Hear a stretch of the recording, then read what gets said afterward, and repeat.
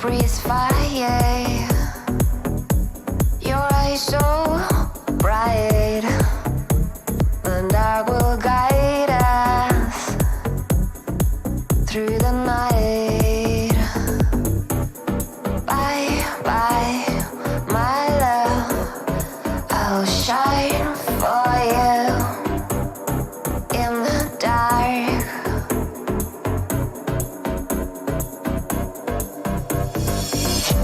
The sky is lonely without the sun.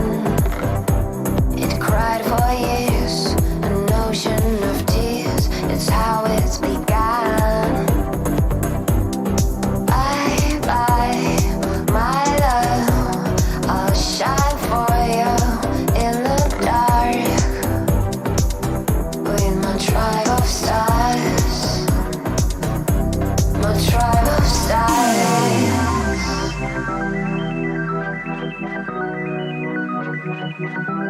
My tribe of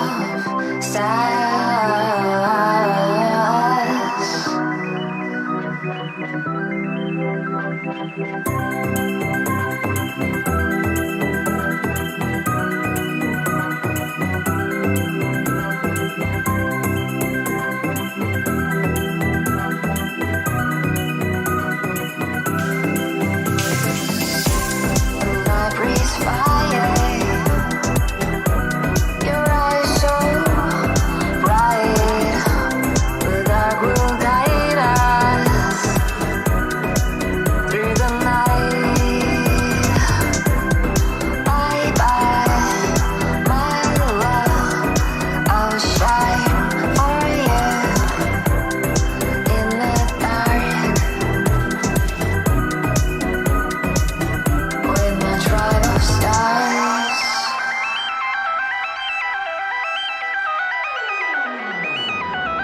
My tribe of stars.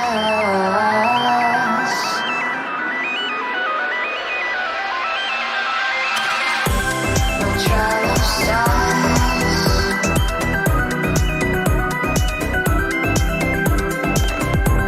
My tribe of stars.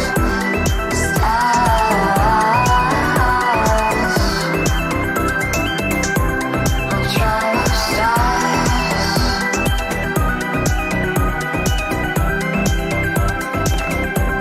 My tribe of stars.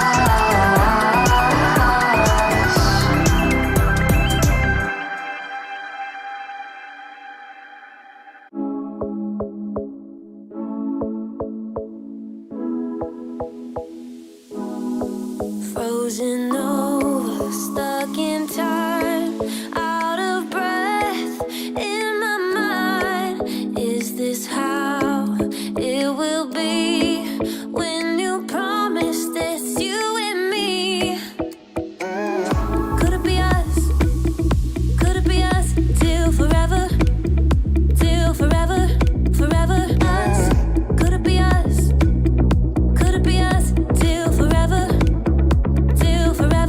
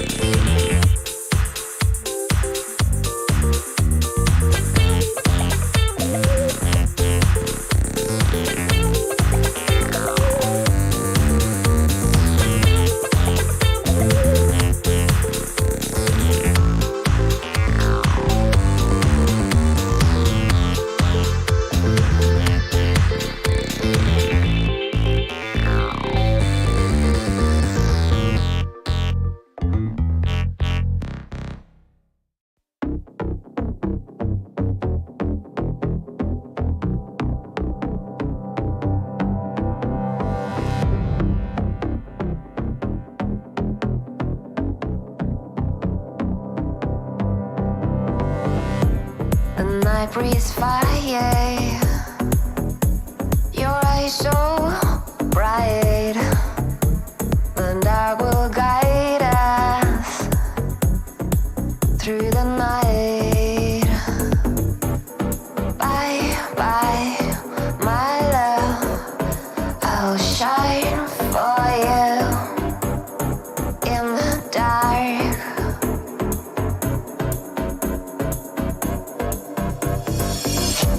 The sky is lonely without the sun. It cried for years, an ocean of tears. It's how it's begun. Bye, bye, my love. I'll shine for you in the dark with my tribe of stars. My tribe of stars.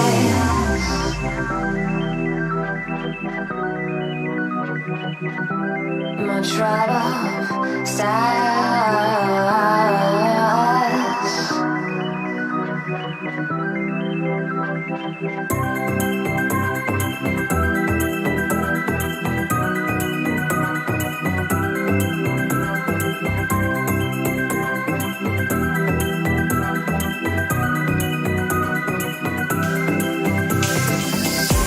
The night breathes fire.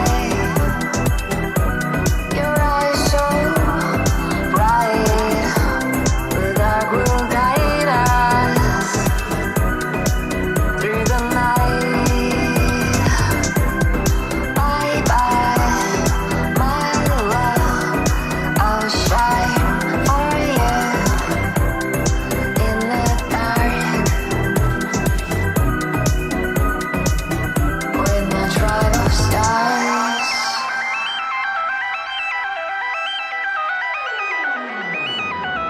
My tribe of stars.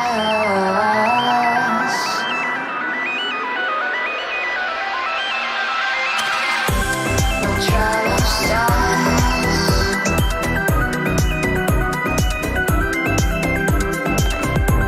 My tribe of stars.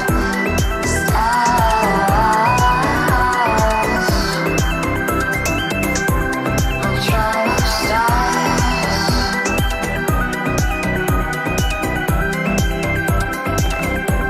My tribe of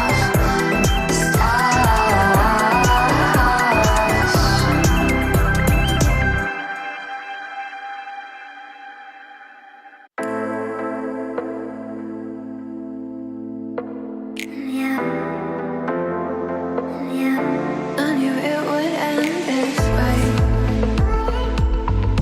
Writing on the wall was plain to see. Tried my best, still broke your heart. Lost the only thing I wanted from the start. All the rumors are true. I'm a mess here, and it's all because of you. Turn this water into wine. Yeah, you're used to every time. Take these books, make them shine. Me, my nasty, make it high. Oh, oh, turn this water into wine. Brave to admit, afraid if we talk, I'll let it slip. I'm not usually like this. Can't shake the feeling, something here that I can't fix. Now I break, I don't bend. Ignorance is bliss. Had no idea what I was missing then. Turn this water into wine. Yeah, you're used to every time. Take these books, make them shine. Me, my nasty, make it high. Oh, oh, turn this water into wine.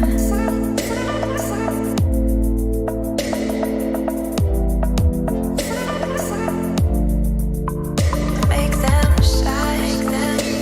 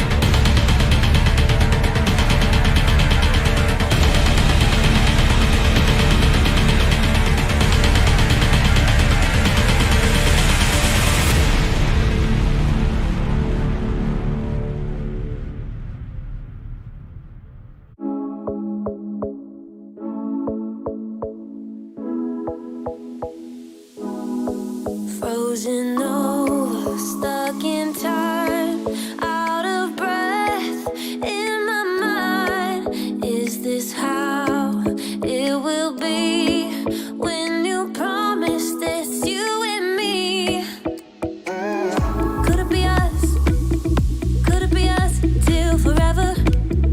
Till forever, forever us? Could it be us? Could it be us till forever? Till forever? Say you'll be mine. Say that you will, say that you will. Say you'll be mine. Say that you will, say that you will. You will always be the deepest part of me.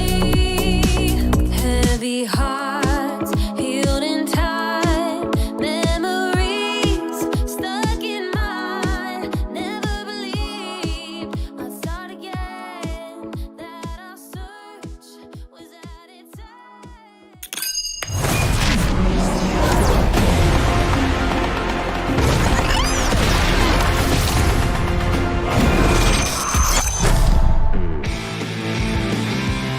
Welcome everybody to the WREC. It is Saturday and that means it is time for our lower bracket finals. Yesterday we saw Viv taking on Formulation to see who would be the first team in today's matchup.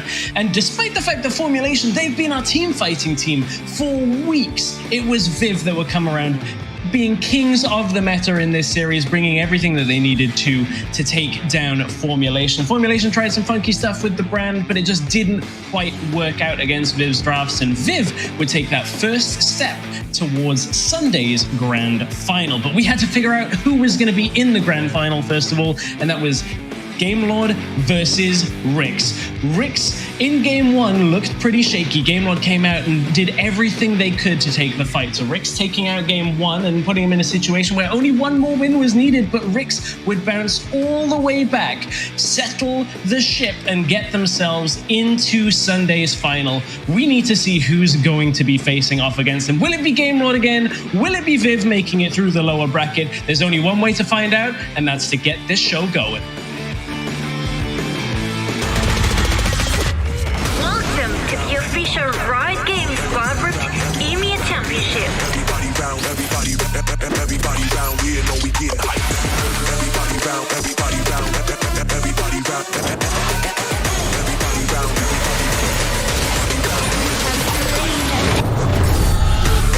round, everybody round, everybody round, everybody round here know we getting hyped.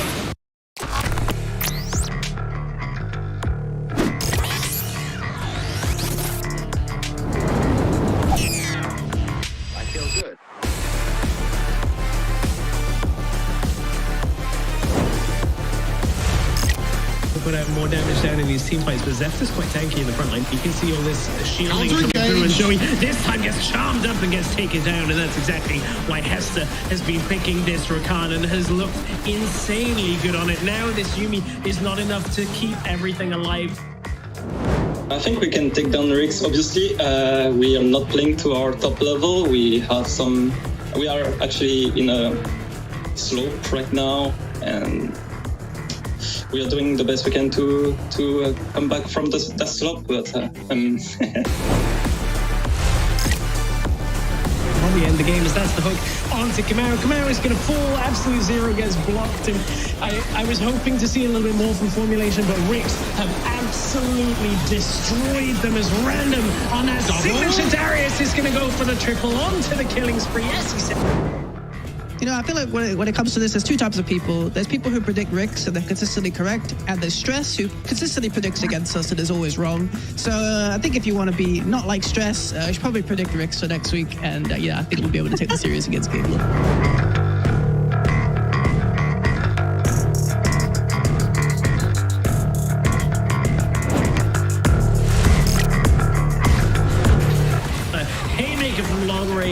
Is going to get Mullet the kill.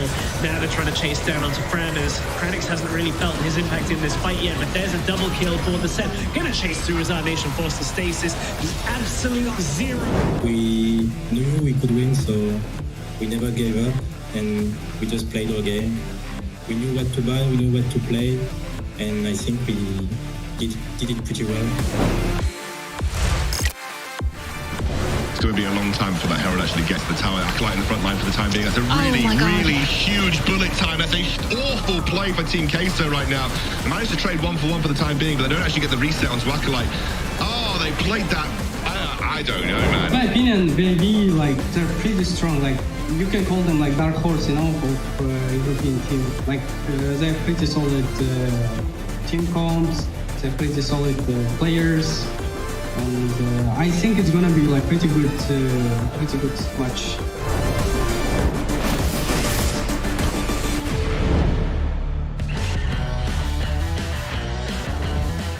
Welcome everyone to the WREC Finals weekend. I'm Scoundrel, joined by Stress and Stuart here to kick things off. We have got a banger couple of days for you. Today we have our first ever best of 5, of course, and then we of course moving on to the Sunday where we're going to have our grand finals too. I am very excited about the upcoming matches, and I think today as well is going to be a really cool one. First of all though, guys, how are you feeling? It is finals weekend. Yeah, I mean, our voices, I think, just about recovered from yesterday, right, Stuart? Like, yesterday's games were so good that if today's are anything like it, your voice, Scoundrel, like, careful, we're going to get hyped today. Yeah, absolutely. I think we'll take a look at the bracket as well. You guys kind of saw it on the show there. Let's take a look exactly at where we are. You can see that WREC's GG in the grand finals already. They beat GameLord in a reverse sweep, which is a pretty big deal. Obviously, then we have the lower bracket final today, which is going to be GameLord versus Viv. How do you feel about that? What's the thoughts about GameLord versus Viv right now?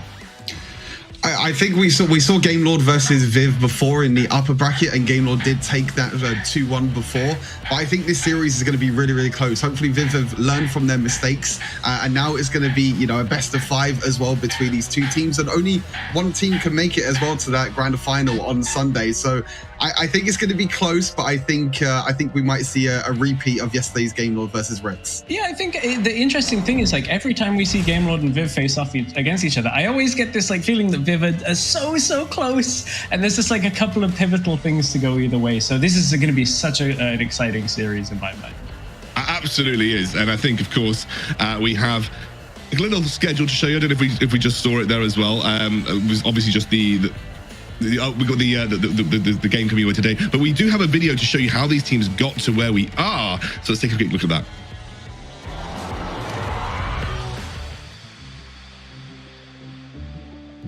We feel very good. Obviously, we are doing the best we can to come back from that slump, but I think we can take down WREC. Obviously.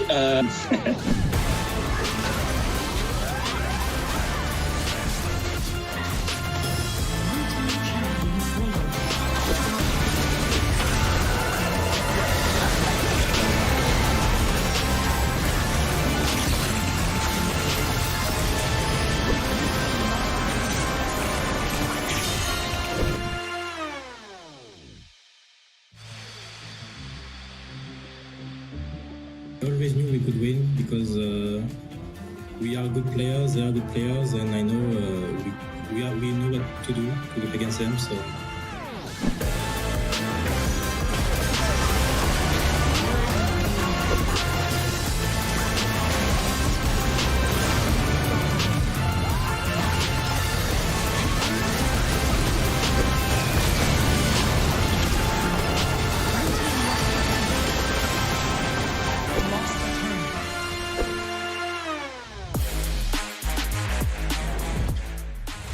So we had some brilliant plays from these teams to get to this situation right now, and I think Viv definitely coming through as a bit of a dark horse in the tournament. I remember talking about Viv specifically way back, saying I think these guys definitely have what it takes to be even contending for the title, and we are potentially one series away from that being a reality. But they have a titan to face today in the form of GameLord.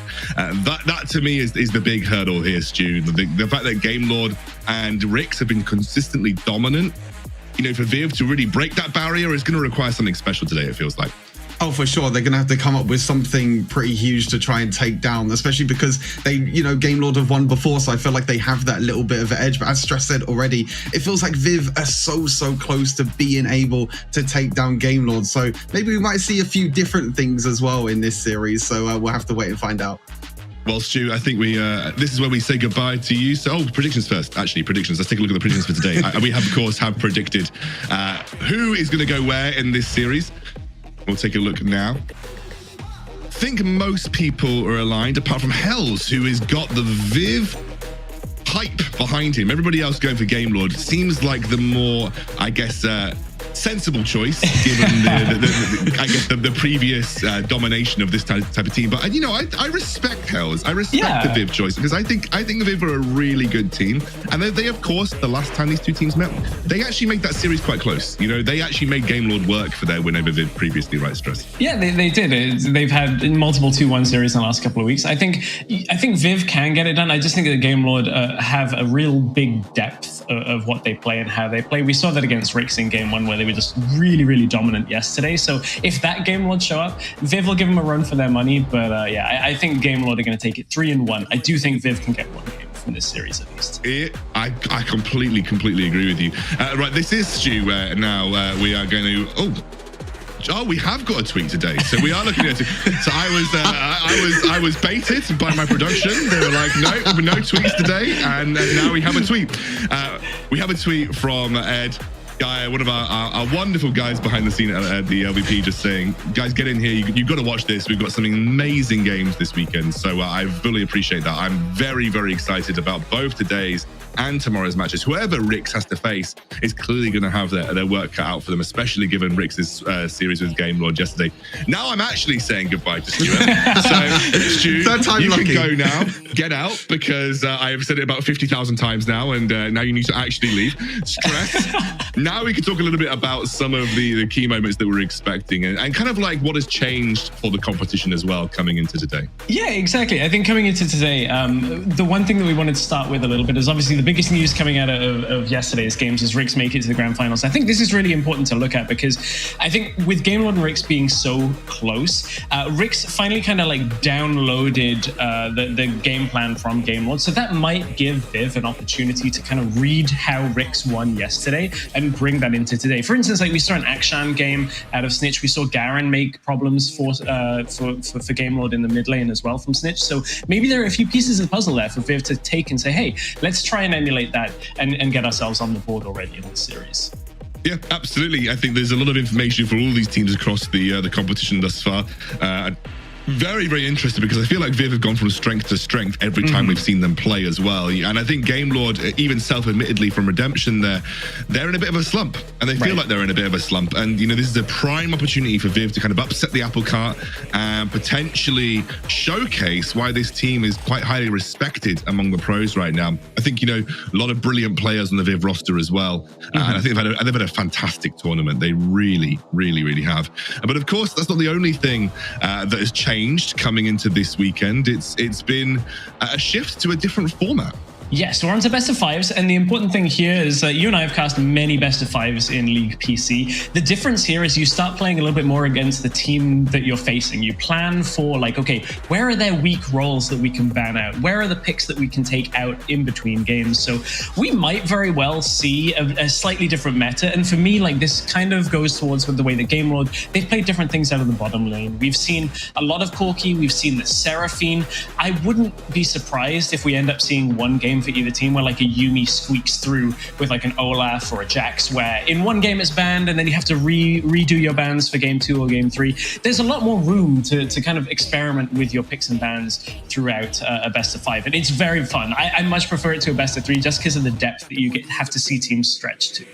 Yeah, and I think this is, in Wild Rift especially, where the meta is a little fluctuating in terms of what gets picked and what gets prioritized. That does tend to even change throughout the best of 3 series. Right. I'm expecting some of that shift and fluctuation in the best of 5 as well, which is going to be really interesting to see where ban priorities change and where pick priorities change, and whether they just say, well, oh damn, like first 2 games we got blitzed by this, let's actually shift things up. And I think that's the kind of thing that I'm really excited to see today. That's going to be one of the those moments that you get to see kind of the tactical prowess of these teams on a show a bit more than you do in a best of 3-2. My favorite best of 5 thing is when one player gets figured out and you hit like 6 bans towards the lane, and then like by the time you get to game 4 and game 5, just one player has nothing to play, and it's just a really good way of seeing how good the coaching staff is. Like best of 5s are where the support staff behind the players earn so much of their respect and money, and we'll have to see which teams have got that bit figured out.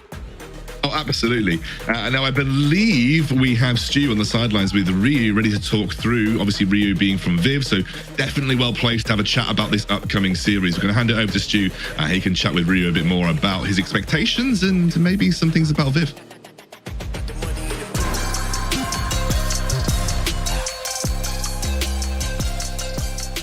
Thank you very much, Scoundrel. I'm indeed joined by Ryu for another Ryu. Ryu, how are you feeling? I know the nerves might be kicking in a little bit, obviously, as yourself a sub at the moment for Viv. How are you feeling going into this series? I feel great. I think obviously I'm not on the starting roster today, but I know my teammates and I'm sure they're gonna smash it today. So yeah, I mean, I'm obviously nervous because it's a big day, big game, good opponents, but I'm confident we can make a show. Have you spoken to the team at all today? Have you had a little, group chat? Have you had your pep talk that you could do, as we know you can have your little pep talks? Have you spoken to them before today's series? Only a little bit in the rooms, but usually I come in and flame them after they lose the game. So my pep topics is saved for a more stressful moment.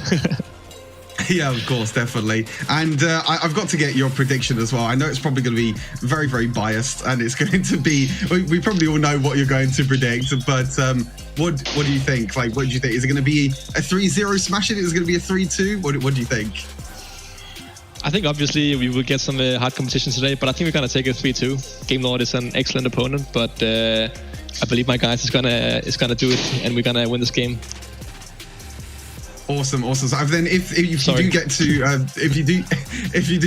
the final, do you think you can, your team can take down WREC as well? Because I feel like they're the best team at the moment in the grand final. So, what's your thoughts about WREC as well? I think we have reached a point right now in Europe where there's only elite teams left, and obviously also a few elite teams being kicked out. So I think teams like WREC and Game Lord are probably like favored to win most of their matches, but I think with the level of the competition right now, anyone can take a game of anyone at any day. So I definitely believe we can beat WREC. We can beat any team. When we have a good day, we can take anyone down. So I have faith, of course. Awesome stuff. Ryu, thank you very much, as always, for joining us with this interview. Hopefully we get to speak to you again soon. But for now, back to Stress and Scoundrel to get us closer to game number 1. Bye. Great to hear Ryu's insights there as well. And I think I really kind of agree with the assessment that we have just got the elite left in Europe right now. And I think actually Viv is breaking that barrier a little bit. I think most people would have taken a look at a blanket slate of this tournament and said, Game Lord, WREC, elite. Everyone else kind of competing for that spot. And I think actually Viv are breaking that barrier, that boundary, and trying to kind of put themselves in that position where they can be compared with the likes of Viv and WREC. But let's take a look at the rosters, guys, for this matchup. Coming in, we have really, really great players on both sides, honestly. Viv, the reason that I kind of rated them so highly coming into this competition is because they've got such powerful players like Kranix.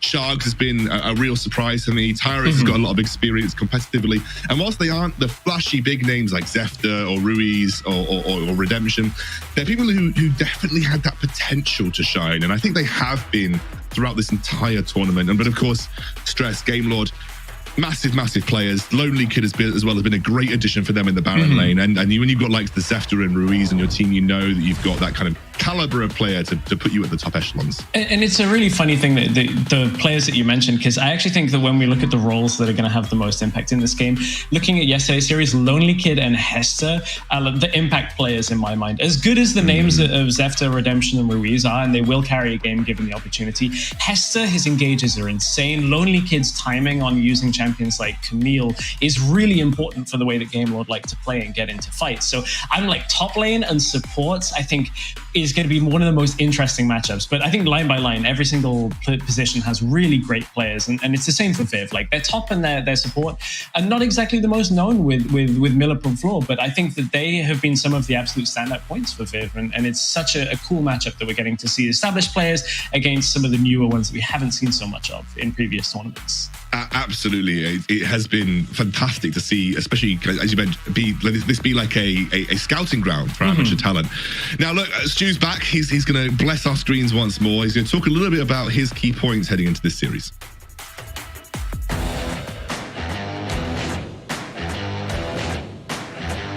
Thank you, Xandro. I don't know about blessing the screens, but I'll try my best. With Game Lord versus Viv, we got to talk about the focus on the duo lane. Stress spoke briefly there from the supports, you know, the likes of Floor and Heste, where Galio and Janna might be a high priority, but also for the carries as well down in the duo lane. Redemption versus Kranex. We're going to be seeing a lot of focus on these two carries. Corki bans, Vayne bans, maybe Ziggs as well as a really high priority pick for these two carries. So it's going to be really important going into draft to see if it's going to be very, very similar draft to what we saw previously. Then we talk about the easy to execute team comps. I felt like as we've gone through the tournament, teams have, you know, picked up champions a lot more, like Vi, like Camille, and these two teams love them champions as well. It's just really easy champions that you could just click a button or, you know, press it on the screen as it is in Wild Rift, and you'll be able to pretty much dive onto the backline of the enemy team. So I'll be interested to see if Vi is going to be a high priority, because I know Tyrus and Zefta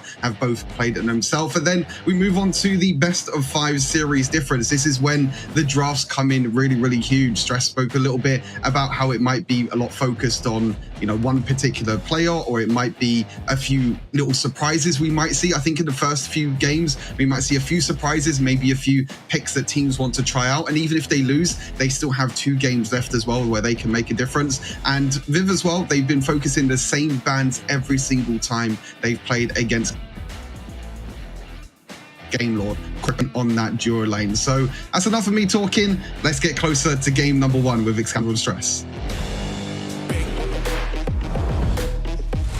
I am so excited. We are so close to that pick and ban phase. We can really start to see this series unfold, and we get to see how these teams are going to approach things. Because what I love about the first pick and ban phase in a series generally tends to be you get a good scope of who they think is a threat. You know, who do we think is a threat? Are we going away from meta to target a certain player, or are we going to go with a blank slate and just go for like the meta bans and just see what happens in the first game? It's just a good litmus test, I think, like get the mental space of where these teams are heading into the game. It is, and I don't think that there are any players that have like a particular weakness where you can only ban 1 or 2 things. So I'm thinking like game 1, we're going to see the super high priority on Ziggs like we have throughout the last 2 series yesterday. Like Ziggs in Europe has gone from like not really being picked to slowly building back up as a first pick and not banned, to now being like, okay, if you don't first pick it and don't ban it, you're going to lose out if you let that pick go over. That's what we saw a lot yesterday's game. So as we head into game 1 and draft number 1, I would not be surprised to see Viv ban out Ziggs in this first game. Redemption and the likes of Game Lord have just been too strong with a pick like that to give them that security from bottom lane. Yeah, Stress, you need to remind me, by the way, if I ever open a champion select and half my face is obscured by the overlay, you just need to remind me, because I always watched myself. I was like, Kieran, how is your face below the champion select graphic on most situations? I'm not going to tell you out of spite, just because at some point I need to be able to look down on you. That's all this is. That's what that's going to be. Looking at this draft, so Kranex has drawn a bunch of Vayne bans, and it's not just a Kranex thing. We actually heard a little bit in our interviews yesterday. The Bruiser meta means Vayne goes up in priority because she can deal pretty well with most bruises. Does that, you know, anti-tank shredding damage, and not too surprised to see it banned out here. That's a pick though that might get let through later on in the series. That's the kind of one that can swap out quite quickly. Yeah, and I think as well, you know, Vayne kind of rose to popularity when Garen was becoming really powerful as well, because Garen is god awful against Vayne. Like, you know, if you can survive a flash Q from Garen, Vayne's getting out of the picture most times. There's the Jace and the set bans though. And we have the Rakan ban. I love the Rakan ban because it's something that I think both Floor and Hester love. And you did highlight Hester as being one of those players that it was super impactful on the Rakana. That engaged potential was something that was so absolutely key to him, and I really love that they're actually giving the respect over to Hester as a Rakan ban. But also, I think if you talk to teams, and that's very interesting. We'll get onto that in a minute. If you talk to teams, I think people realize that Rakan in competitive is such high priority in general for a support pick. So I very much appreciate that support ban. But the Corki pickup so early on feels like a Kranix deny to me, Stress, to be honest with you. So Stuart also touched on it, like Redemption, one of his most played is Corki as well. But yesterday with Game Lord, we had it banned in every single game. So it's kind of a surprise to see it come through. Ziggs may be picked up here, but the fact that they got Gragas allows them to flex it to a full AP position. So they may opt away and more towards a traditional AD carry that can hang at least a little bit more in the late game. Like Ziggs obviously is a very good late game champion, but it's all around that ultimate. The damage comes down, they deal all of that explosive damage and move on. So it's actually going to be the Galio they're opting towards. So double like AP bruiser style, if that makes sense. Like both of these get a little bit tanky, both do AP damage. Yeah, I mean, Gragas is one of those interesting picks where he's kind of like pseudo tanky through Drunken Rage, but you generally just see him build like Lich Bane and just try to bomb shot people. That is an interesting pickup. We have a Ziggs and a Corki locked in, both facilitating a similar kind of role, both very magic damage artillery style play. And that is going to be almost indicative of a very long range style of gameplay here from Game Lord. Very siege heavy, very likely to rotate and just take as many towers as physically possible as they can, and scaling up. You're already seeing damage that is necessary to scaling here for Game Lord. So they're expecting this game to go a little longer with the Jax as well. What? There is no early game here, Stress. Like, we're not looking at any kind of early game impact. I would be surprised if they're even looking at contesting first dragon in the game right now. Yeah, no, I mean, surely you have to draft like a Renekton or something like that out of your top side of the map to try and compensate a little bit for this. But like, we stopped saying, oh, well, you know, Corki and Ziggs can flex between mid, because they just never would put in mid, because it was just always better to put them down in bot lane. Now that we have both, one of them is going to have to go there. So it'll be really intriguing to see which one. And Viv go, okay, you're playing for the late game, we'll play for the early game, and pick up probably the earliest in the game meta AD position bot lane carry with that Varus. Early fights. Really great, and it synergizes so well with Gragas, kind of with Gragas, depends on how you play it, and obviously synergizes brilliantly with Galio. You're looking at a team that is trying to set up around team fights, try to essentially force the issue through objectives. I reckon that Viv are going to very highly prioritize dragons. They're going to try and get that ball rolling as quickly as possible, and maybe look for an Elder Wing condition before Game Lord had that space to kind of scale up and become that super powerhouse. Really depends on how we see this rest of this draft go. I mean, the Vi ban makes perfect sense here. I was about to mention it. Like Tyra's, whenever he sees a Ziggs, has always locked in a Vi. So the Vi ban is now kind of more focused towards Tyra's here. So we're expecting maybe a couple more like Tyra's focused bans. But with Vi gone, like, you are scraping the barrel in terms of what Tyra's traditionally would go for in these types of situations. Yeah, that's a fair point. I wonder whether they'll go all in on the early game as well with Lee Sin. Now, Game Lord played into WREC's early game comp yesterday and did very, very well against it. We're seeing now focus go towards the top side on some of these earlier fighting top laners. When you look at that, Darius is gone. Akali now gone as well, because we saw it in yesterday's series too. So it can hang a little in the early game. Viv, if they were to take away the Renekton, I think it might put Game Lord in a little bit of a rough spot, but there are a lot of options available. And of course, that Gragas may very well be going top. Yeah, but the beauty of Gragas is it can literally go any of the remaining roles realistically right now. Support, top, mid, jungle, all of them are available for Gragas, and that does give Viv some flexibility. That is a very interesting pick to me.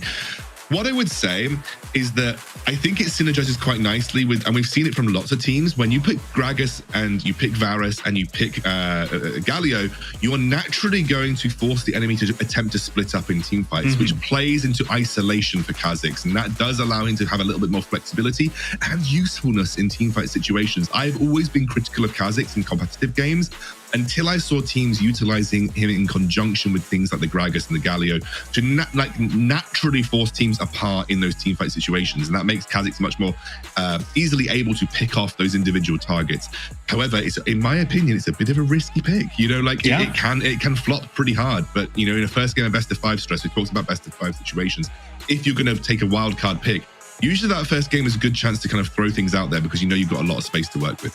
That's a fair point. We see Game Lord round themselves out with a Garen and a Braum. So this is a lot about not fighting as opposed to actually getting a fight started. That's my worry for Game Lord with this composition is they don't really have too many options to get into a fight.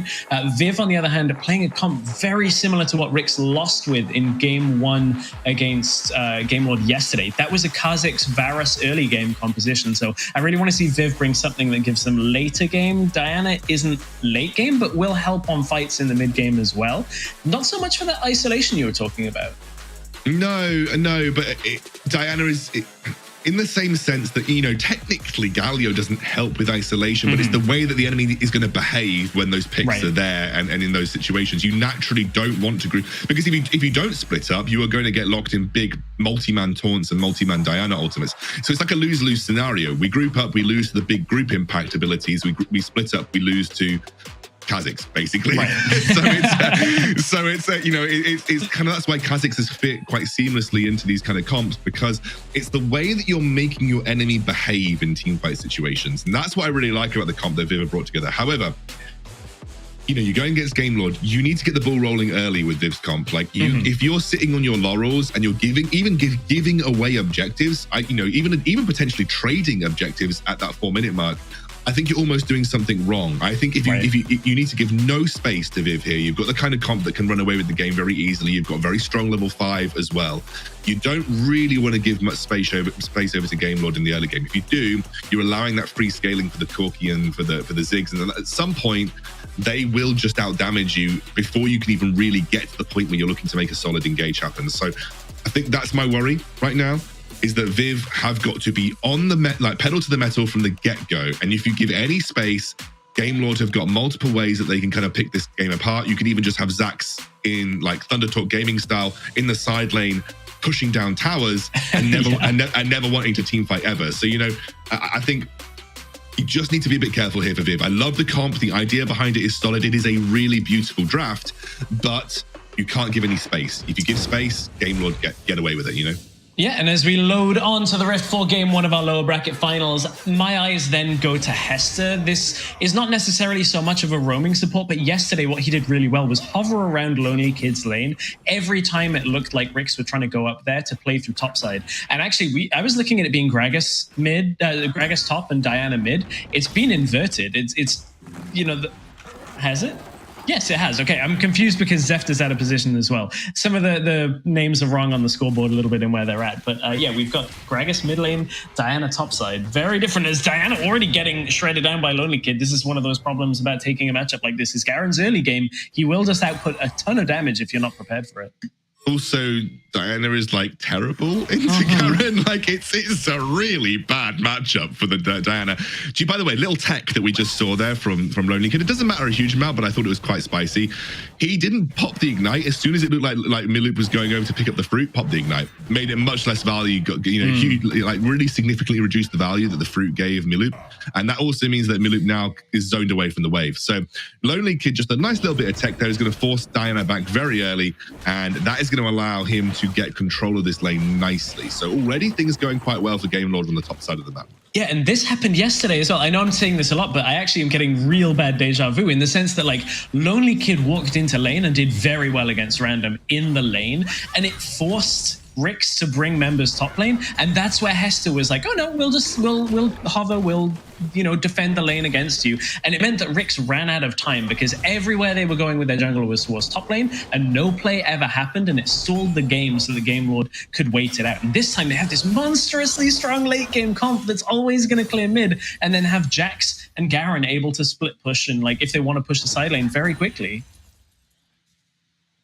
And I think that is something also that, you know, if Garen gets ahead at this stage in the game, they actually can, with the package, be a little more competitive around those first objective fights. And if you can be competitive around those stages of the game, that actually is warning signs for Viv, in my opinion. Like, Garen himself can get strong enough at that first objective fight that, you know, regardless of how good your team fight could be from Viv, it might not matter as much because he can just kind of absorb the majority of the damage and then kind of give space to both Ruiz and Redemption to do their thing. Very interesting, though. Sharks, obviously, I think we expected him to potentially pick up the Gragas. He's shown a lot of aptitude for that pick throughout the games that we've seen him play. I think he could be in trouble. That's a gank here from Tyrus. The top side, Moonfall comes through, flashed out by Lonely Kid, and that's going to be a 1 versus 2 that he defends through. Ruiz was roaming up, but no kills on the board yet. Flash for ultimate for Milup, but obviously that should just be coming available around those first objective fights. That's a nice little engage by Sharks. Yeah, there's the Gragas damage with the explosive cask as well. Forces another flash. So Game Lord may very well have to hesitate before these first objectives. Those flashes are not going to be up. Yeah, that is something to be a little concerned about, especially for Lonely Kid, because he's going to be the one that wants to flash on and threaten one of those annoying backline carries like the Varus.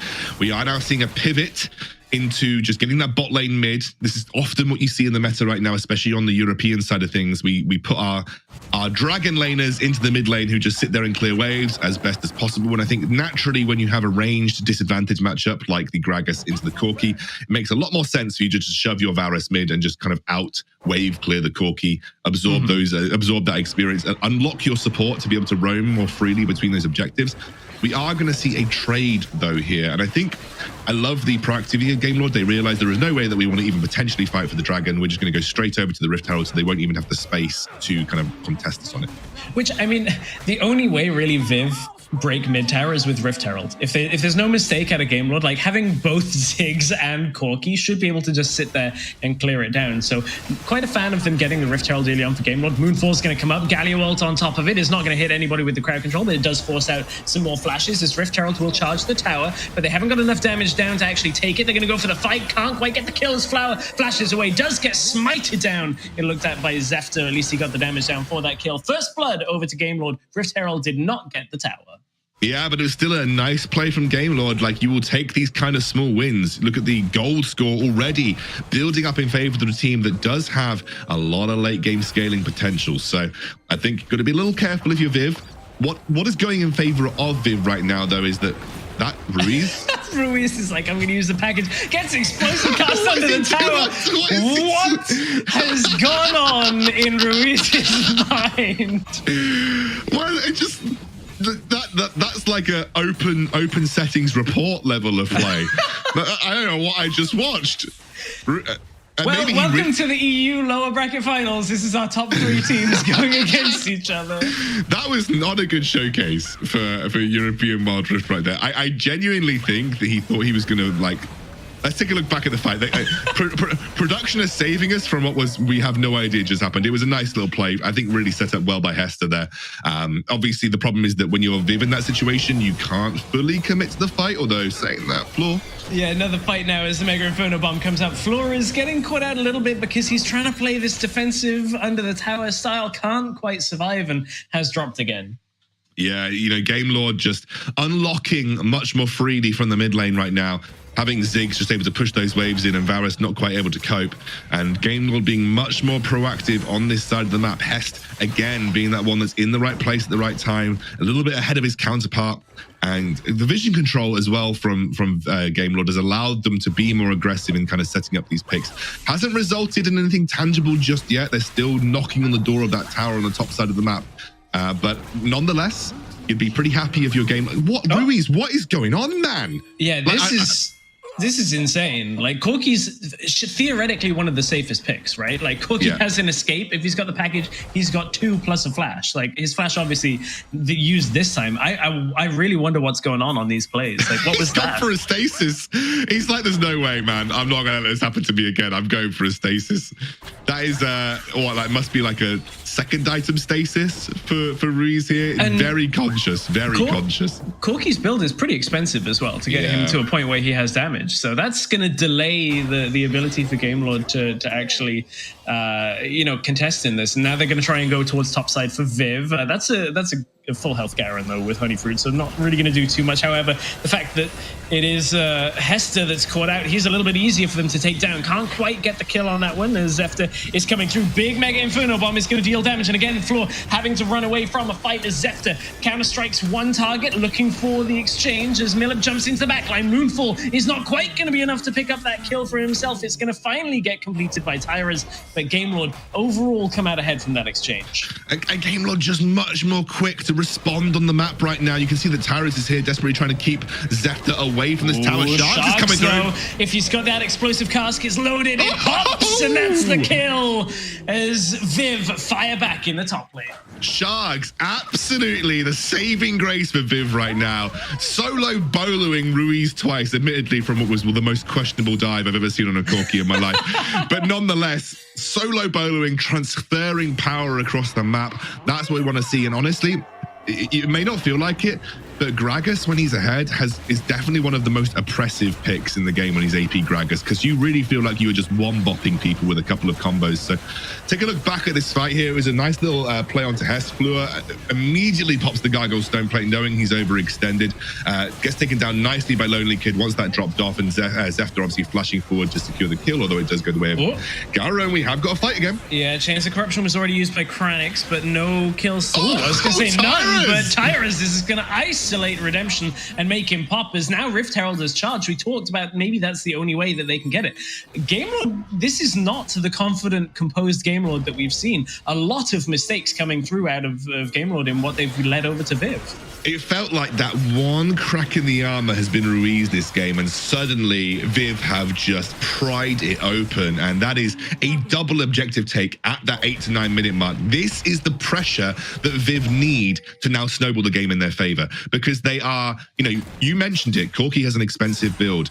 He takes 3 to 4 items to really be that powerhouse late game. Ziggs is in a similar camp. Jax is in a similar camp in terms of when they really come online in terms of their individual power spikes. Viv now have got a almost 5k gold lead that they can work with. Miloop has to be a little careful here. Yeah, Ruiz is here. If they can get a kill, maybe this will at least steady themselves. Moonfall doesn't really have the damage, but Galio will come in as well. Does get the knock-up onto Hester now. Ruiz is running for it. Tyrus is here. This is an overextension from Gamelord. They didn't really respect the fact that Viv can get there. That's a rampage for Tyrus, and this Kha'Zix has done everything Viv needed. It feels like Gamelord had this game plan that was like, we're going to headbutt the first tower on the top side of the map, and if we don't get it, then that's a mistake. Oh, that's close for Zefter. He does go down 1-for-1 at the end of the day, and I think that should allow Lonely Kid to pick up this kill. But I think they were headbutting that top side, and they didn't quite manage to convert, and I don't think they pivoted their strategy very well. I think they were just hoping they were going to open that top side of the map, then be able to translate Garen elsewhere and maybe be more competitive around this 10-minute mark when it came to objective fights. That didn't happen. And actually, I've got to I'm honestly crediting Shargs and Tyras pretty much exclusively with this game.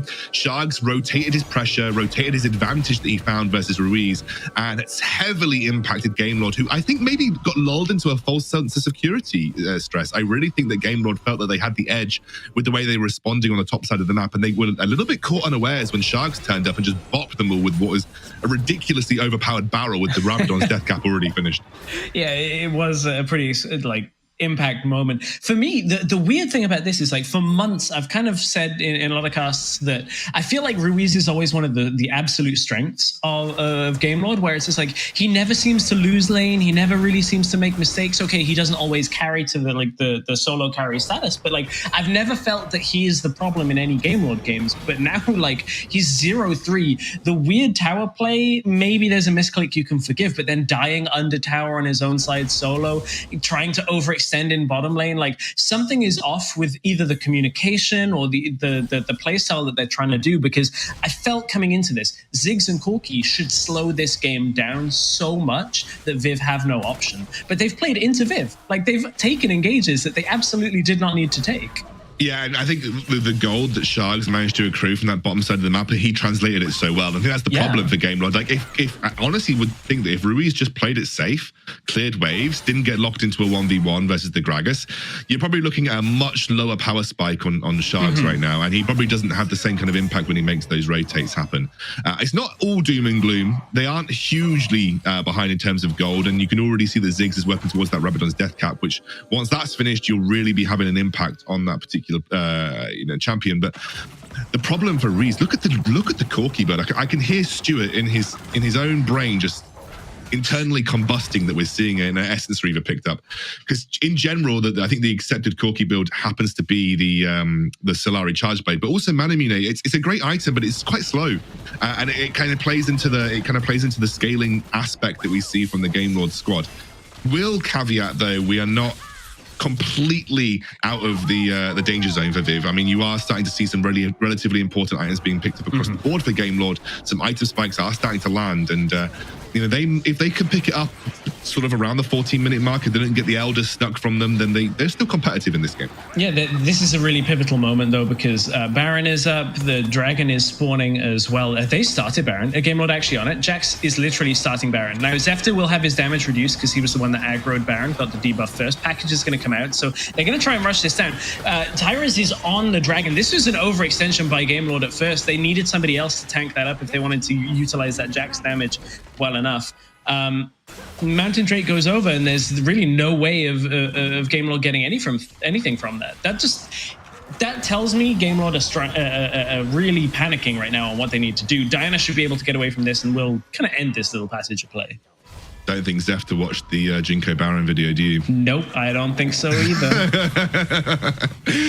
Yeah, I think right now Viv in a really happy spot. We talked about those win conditions at the start of the game, Stress. We said if they can get Dragon snowballing, you're looking at a 4 Elder win, you know, a 4 Dragon Elder win condition that's going to be so easily activated just by being ahead in that sense. They've got every single Dragon. So they've got the Omnivamp, they've got the shielding, they've got the movement speed. All of these things pretty integral, you know, to sort of giving them the slight tipping edge when it comes to these later game teamfights where you might be thinking that they tend to scale off a little bit. And I think for Viv, they just need to play this a little safe, like just, you know, play around your strengths. It's just going to be those team fights. You start up the Elder, you force Game Lord to walk towards you, you control the vision around that area. You probably sew up this game relatively easily, in my opinion. Yeah, especially when that Elder is, you mentioned it already, the Infernal is just going to kind of give them that extra boost that the scaling they're lacking on. So it'll allow them to contest a lot more in the late game. I like that Millip is pushing out bot lane and running back towards mid, just to cause problems for Game Lord, like bring other people away, then you can bounce up towards that Baron and at least secure vision control. And once you have that, well, now Game Lord have to come and check. They have to throw some kind of resources towards this. It's going down so quick right now. You can see the floor actually drops the ult. Oh, that's a bit of a mistake. You can see. Yeah, that was a little blunder as Chains of Corruption do land as the Moonfall in the backline. There's the Baron going already. So we'll be able to take this fight. The objective's already gone their way, and it's Hester that gets caught out as Tyra's going to jump in. Lonely Kid spins on him, but doesn't have enough damage to do too much. Ruiz dropping low, but Kranix doesn't have that cooldown back available yet. Viv, they've already got the Baron. They got everything they needed as Tyrus has jumped in on the top side. It's going to find Lonely Kid. Does he have the damage to do it? Zefter's going to exchange as Counter-Strike will lock, but it's actually the Jax that falls. Like, Game Lord are in such a bad position as Viv have taken the first Baron of the game and are likely to crack an inhibitor here. Yeah, and we aren't too far away from Elder either here as well.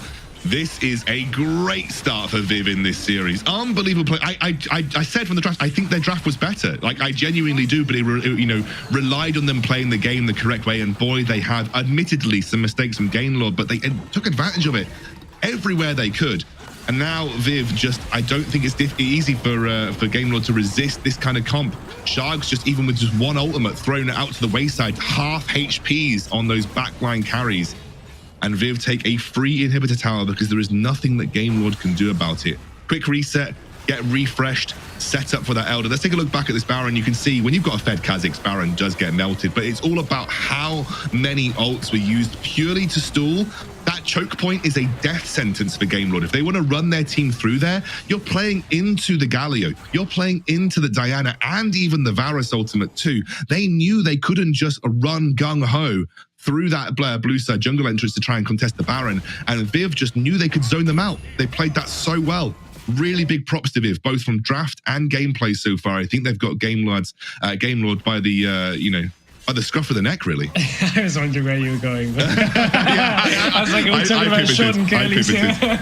It's Viv that are going in on this. As Flora is going to be able to land the taunt. I mean, they've already taken out Redemption. They don't even need the Elder Drake by the looks of things to end this one out. And Viv are going to do what WREC couldn't do against Game Lord, play out the early game composition, force Game Lord into fights, and crush through the Nexus for a game 1 win in this series. Viv are going to be 1-0 up against the Titans of Game Lord. That was not what I was expecting from this series. You know, I know Viv. I know we talked about Viv being strong. And I'm going to give massive props to the Viv draft right there. That, to me, was a Draft Kingdom win. And the way they executed on the draft, absolutely took Gamelord apart. I think Gamelord saw like big power picks like the Ziggs and Corki and just thought, draft them, deny them. Maybe we find a way to slot them into a comp. And I just think that Viv responded so well in the draft phase. This was one from before we even got into game in some way, shape, or form. But there was some mistakes from Viv on the top side of the top side of the map early on, and that's where Gamelord were looking to exploit stress. But Gamelord again were trying to butt their head against that tower, and they didn't really pivot particularly well. And I will say, we mentioned it, Ruiz kind of threw so much gold the way of Sharks, and this was, in my opinion, the turning point play. That translation from Sharks towards the top side of the map resulted in a huge win that Viv were able to capitalize on, and Gamelord actually don't think ever recovered from it, man. No, because like Gamelord was stretching to make this play, and then it forced out Ruiz to use all of his summoners and his stasis and everything, and that means that they're not available for the next fight, and that was all on Gamelord's decision making. It's a really odd one because Gamelord, if any team draft 3 late game picks in your first half of the draft, like it's a very easily telegraphed thing. If you can just pick early game against it, then you've already sent this signal that I don't like the draft at all from Gamelord, if I'm being honest. I think there's one thing to be taking strong picks, but like trying to force picks into other positions that we don't typically see them from just because that they're power picks is not as good as actually just building a robust composition where like you already had the Corki, pivot away from the Ziggs, because I just don't think together they work too well. But it's way too slow in my mind, and Viv knew exactly how to punish it. My issue came in the form of the fact that you've got to look at the types of picks that you're seeing, right? Corki, you mentioned it, extremely expensive build. Redemption, you mentioned it, late game scaling requires a lot of resources. And Jax, you've got 3 resource-heavy champions in your team and not enough resources to go around. And that's the major problem, I feel like, here. When you draft this kind of comp, you're either expecting the game to be delayed so long that you can actually get the necessary resources onto these carries where they will become the late game powerhouses they are, or you're just hoping that you're going to dominate through pure skill alone. And, you're going to come out the laning phase just being the better team. And that just didn't happen here. Viv certainly shut that down. Massive props to Tyrus. I don't think he's had many kind of like, this was my game, this was my moment. But on the Kha'Zix here, I've talked about it. I never really rated Kha'Zix as a competitive pick. But the way that you draft him alongside the Gragas and the Varus even, and the Galio, it sets Kha'Zix up to be monsters in these teamfight situations. And I think they drafted so intelligently and played the game the way they should have. When you draft these early game kind of like teamfight orientated comps, like setting up a genuine dragon win condition where you're taking dragon on spawn, setting up a very quick kind of like 16-minute-ish Elder win condition. It's the way you want to play it, and they did. And they didn't even need Elder, like you said. They got so far ahead regardless. So honestly, brilliant game from Viv. Yeah, I think that... Please go ahead. I was going to say, because I realized you were play-by-play in the last game, so therefore I naturally transitioned away from doing the play-by-play natural things. Let's take a look at the play of the game from that game here, Stress, and we can take a look back at one of the big moments. I feel like for me, the play of the game was that Sharks kind of play top side of the map. So I'm hoping that might be it. No, it's going to be that fight around the mid lane. There was a really great flash engage from Fleur, and it was just... As I mentioned, look at how split Gamelord are here. This is where Tyra absolutely excels. You can't group up easily.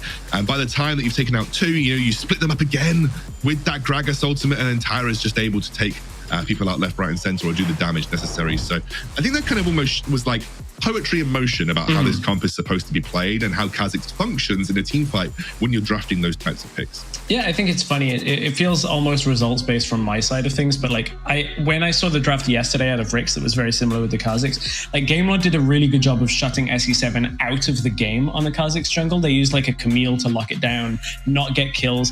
This time, there was so much room for Tyrus to just get aggressive and get those fights going that this time I'm like, okay, I can see how it works. So really interesting that Gamelord couldn't face off against it today because of how late a game they drafted, and that puts us at a 1-0 situation for Viv. And that is a great start, because that potentially means if Gamelord get it together, we could be looking at a banger series here. color me surprised, but we could see Viv, 3-0 this one, given the way that they're playing. But maybe. But regardless, if Gamelord can pull themselves back out and play at the peak that we know they can, I think we're looking at an absolutely fantastic series here in the lower bracket final. Right, Stress, that is it for game one. I'm going to say goodbye to you, I believe, for the time being. We're going to be welcoming one of the other casters to kind of take us through the next game of the series. We'll see you all very soon.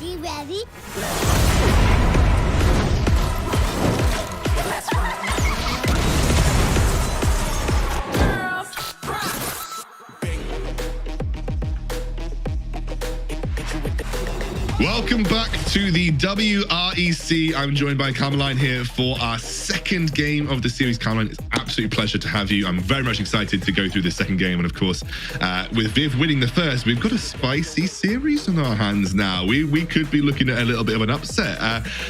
You were watching from the sidelines there, Carmeline. What did you make of the game? Did you think that you were surprised by Viv's performance, or did you think that actually they played it well from start to finish?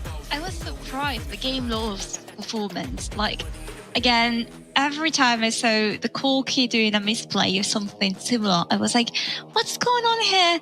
I mean, I did see Game Lord being a little bit shaky yesterday, but what was it that they did today? I don't know. I'm hoping for them to recover for the second game and give us, a little bit of a better show, perhaps.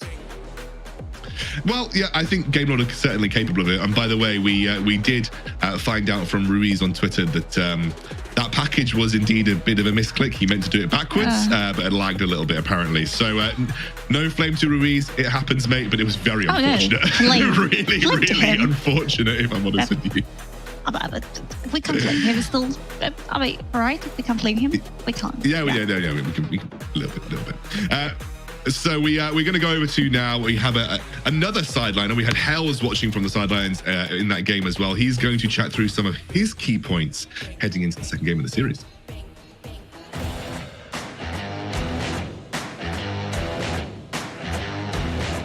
Yeah, that's right. Hell's Devil, aka the prediction king right here. The only one predicting for Viv Esports, by the way.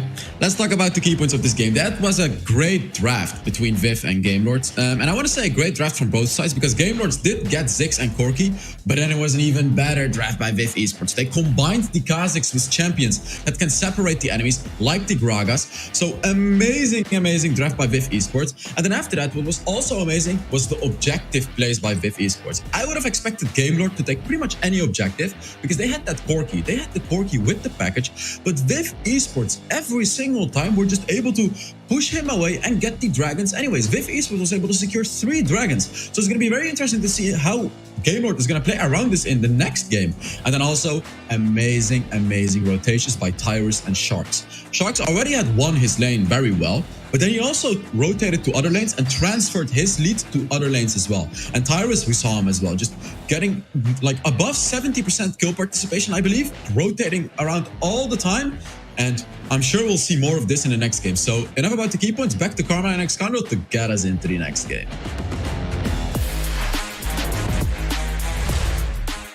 I think Hell's touched on some important points there. I definitely think that Tyrus and Sharks were instrumental to that victory for Viv right there. But I think, you know, overall, I just think they had the number in the draft. And I think that's where Game Lord, I think Game Lord need to put their foot first, right? So put the right foot forward first in the draft now, then get back into the game and think about how they're going to play it out. That draft was way too resource heavy, and I think maybe a bit disrespectful for how Viv can actually play the game out. And I think they probably learned that lesson now, Carmeline, and hopefully now we'll enter the draft with a slightly different perspective and potentially alter maybe bans and picks that might give them a bit more competitiveness in the early game. Oh yeah, please, come on. Give us, I want to see something spicy, you know, like, bring us something that we haven't seen before. I know the meta is a meta, but we want to see something different. I want to see something else. Like, this could be your last chance to prove that you deserve to be here. So, come on. Like, right, this is the time to pull something out of your sleeve and be like, hey, look at this pick that you've never seen before. Like, the Twisted Fate that is being played in China so much. I know something different, kind of. Yeah, please. no, I think you're right. I mean, you put it really nicely. This is your last chance to show that you deserve to be here. This is your last chance to get through to that bonus stages. I will say that these 3 teams are all fantastic, of course. I mean, they're at the top 3 teams in our entire competition, but everything is on the line right now in this lower bracket final. This means a lot to both of these teams. And of course, Rick's sitting there patiently in the sidelines, waiting for them tomorrow.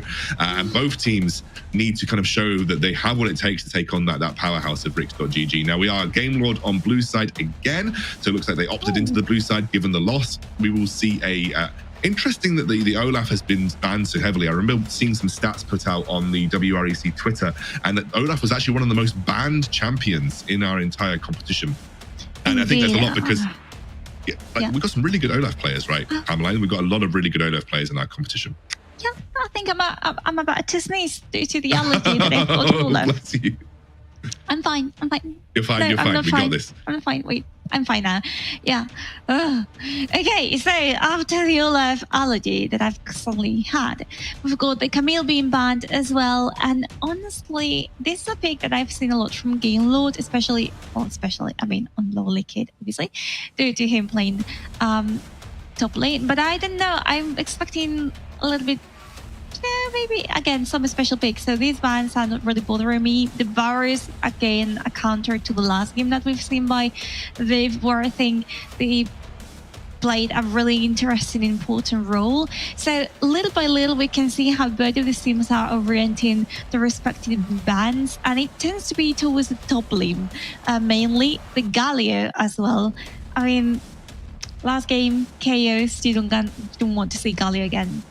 I really like this. It's great adaptation from Game Lord. Like Varus is really interesting. Varus is one of those picks that a lot of people consider to be one of the best competitive AD carry picks in the game right now. But obviously with the AP carry method kind of overtaking, Varus kind of got dropped to the wayside a little bit. I definitely think Viv has showcased why Varus is still considered an extremely high tier pick in general. I love the Galio ban and of course the Rakan ban versus Hest, and it'll be a first pick Gragas. So big adaptations here from Game Lord overall. And that is actually going to force Viv to showcase something new entirely. I'm getting vibes from, again, the last game, but in this case, it's Game Lord who are going to play it against a really flex pick. We can see in the top lane, mid lane, even support Gragas, depending on where you want to take it, particularly when it comes to AP Gragas. Now, for Viv, it's going to be Set. And we hadn't seen Set in this series yet, but what we saw last week should be a warning of the damage that he can do. So I'm really excited to see what they decide to take this champion, because once again, it is a very flexible, versatile pick, as well as a 6. So with these 2 picks, we already have a lot of damage. We've got AP coming in, and we've got a lot of teamfight potential. So let's see what this takes us. Yeah, I think also, you know, Viv is one of those team comps that doesn't have too many resource-heavy players. Like Tyra is very rarely picking resource-heavy, junglers, for instance, whereas Zefta is more known as a carry jungler and will often try and pick some of those champions that do require a few more sprinkles of gold to get into a good spot. Now, the Alistair comes through. That was banned previously, so we have engaged potential, we have CC. I'm actually preferring what I'm seeing from Game Lord this time round. Yeah, I think... Didn't you say you liked the composition last time around better? Am I making it up? Are you lying to me? I liked Viv's comp. I liked Viv's comp way better last time round because it was... I genuinely said that from the get-go. I can see your eyes looking at me, but I have video evidence that I said I liked Viv's composition better, and it was just more CC heavy. It was really well placed with the Kazakhs. I think Game Lord were way too resource heavy with their comp, but this time round, I think it's a little better from them. More CC. Gragas and Alistair both low resource champions. They have Corki, of course, which is a bit of a contest point between Kranix and Redemption. So I think in general it's looking a little nicer here from Game Lord. I'm just worried about Ruiz, but I mean, if you want to play Corki again, then go ahead, do it. No big deal here. On the other hand, we've got the Garen down ready for Viv, and Garen once again depends on who you're gonna play it against on the top lane. If it's versus Gragas, I wouldn't expect him to be like in so much trouble, but it all depends on what Game Lord decides to go with in the end. We've talked about Garen quite a lot, quite a simple champion depending on how you want to play him, but generally speaking, is the mastery and justice and the flash that you should be worried about. So we'll see what Viv decides to do with this. But about this Banza coming up, Ari not going to be played by Ruiz. I think Viv are expecting Corki perhaps to be going to that bot lane instead of going to his hands. The Braum as well, we saw it last game. A champion that I think was doing quite well, especially versus Assassins like Kazakhs. In this case, one is going to be able to see him again. Yeah, well, Kazakh's banned as well. I think as well, the problem is with Braum is that I think it plays away from Hest's strengths. I think Hester is well, they've got the Alistair, clearly, so it doesn't matter. Yeah. But, Hest's strengths are finding those engage options and finding those moments to actually start a team fight, whereas Braum's more of a counter-engage, more of a reactive support player. And I think actually by banning the Braum away, it's a good pick into both Corki and Gragas because you can block a lot of those projectiles, including Gragas's explosive cask, which can break team fights up. And it's also quite a nice pick in general versus any heavy melee comps, as well as when you've got like a melee support like Alistair to work with. So it's a good pick into Game Lord right now, and so I don't massively think that it was a bad ban. In fact, I think anything Game Lord has done a good job here. Let's see what Game Lord round things out with. Like you said, Ari not on the table for Ruiz. We have a Lee Sin for Zefta. Zefta is a brilliant Lee Sin player, so he's already looking to turn the heat up a little bit in the jungle. And I imagine this final pick will be for Ruiz in the mid lane. Plenty of things open for him right now. Absolutely, and if we want to think a little bit more like what could he pick from a realistic point of view, he's been playing quite a few mages, but we've got a Renekton on the cards as well for him. So okay, what I'm seeing right now from Game Lord's composition is, again, keeping the melees away, but also if you want to go a little bit more into the team fights, a little bit more like call the make, slice and dice, you've got the Renekton right there in order to approach the enemy front lines.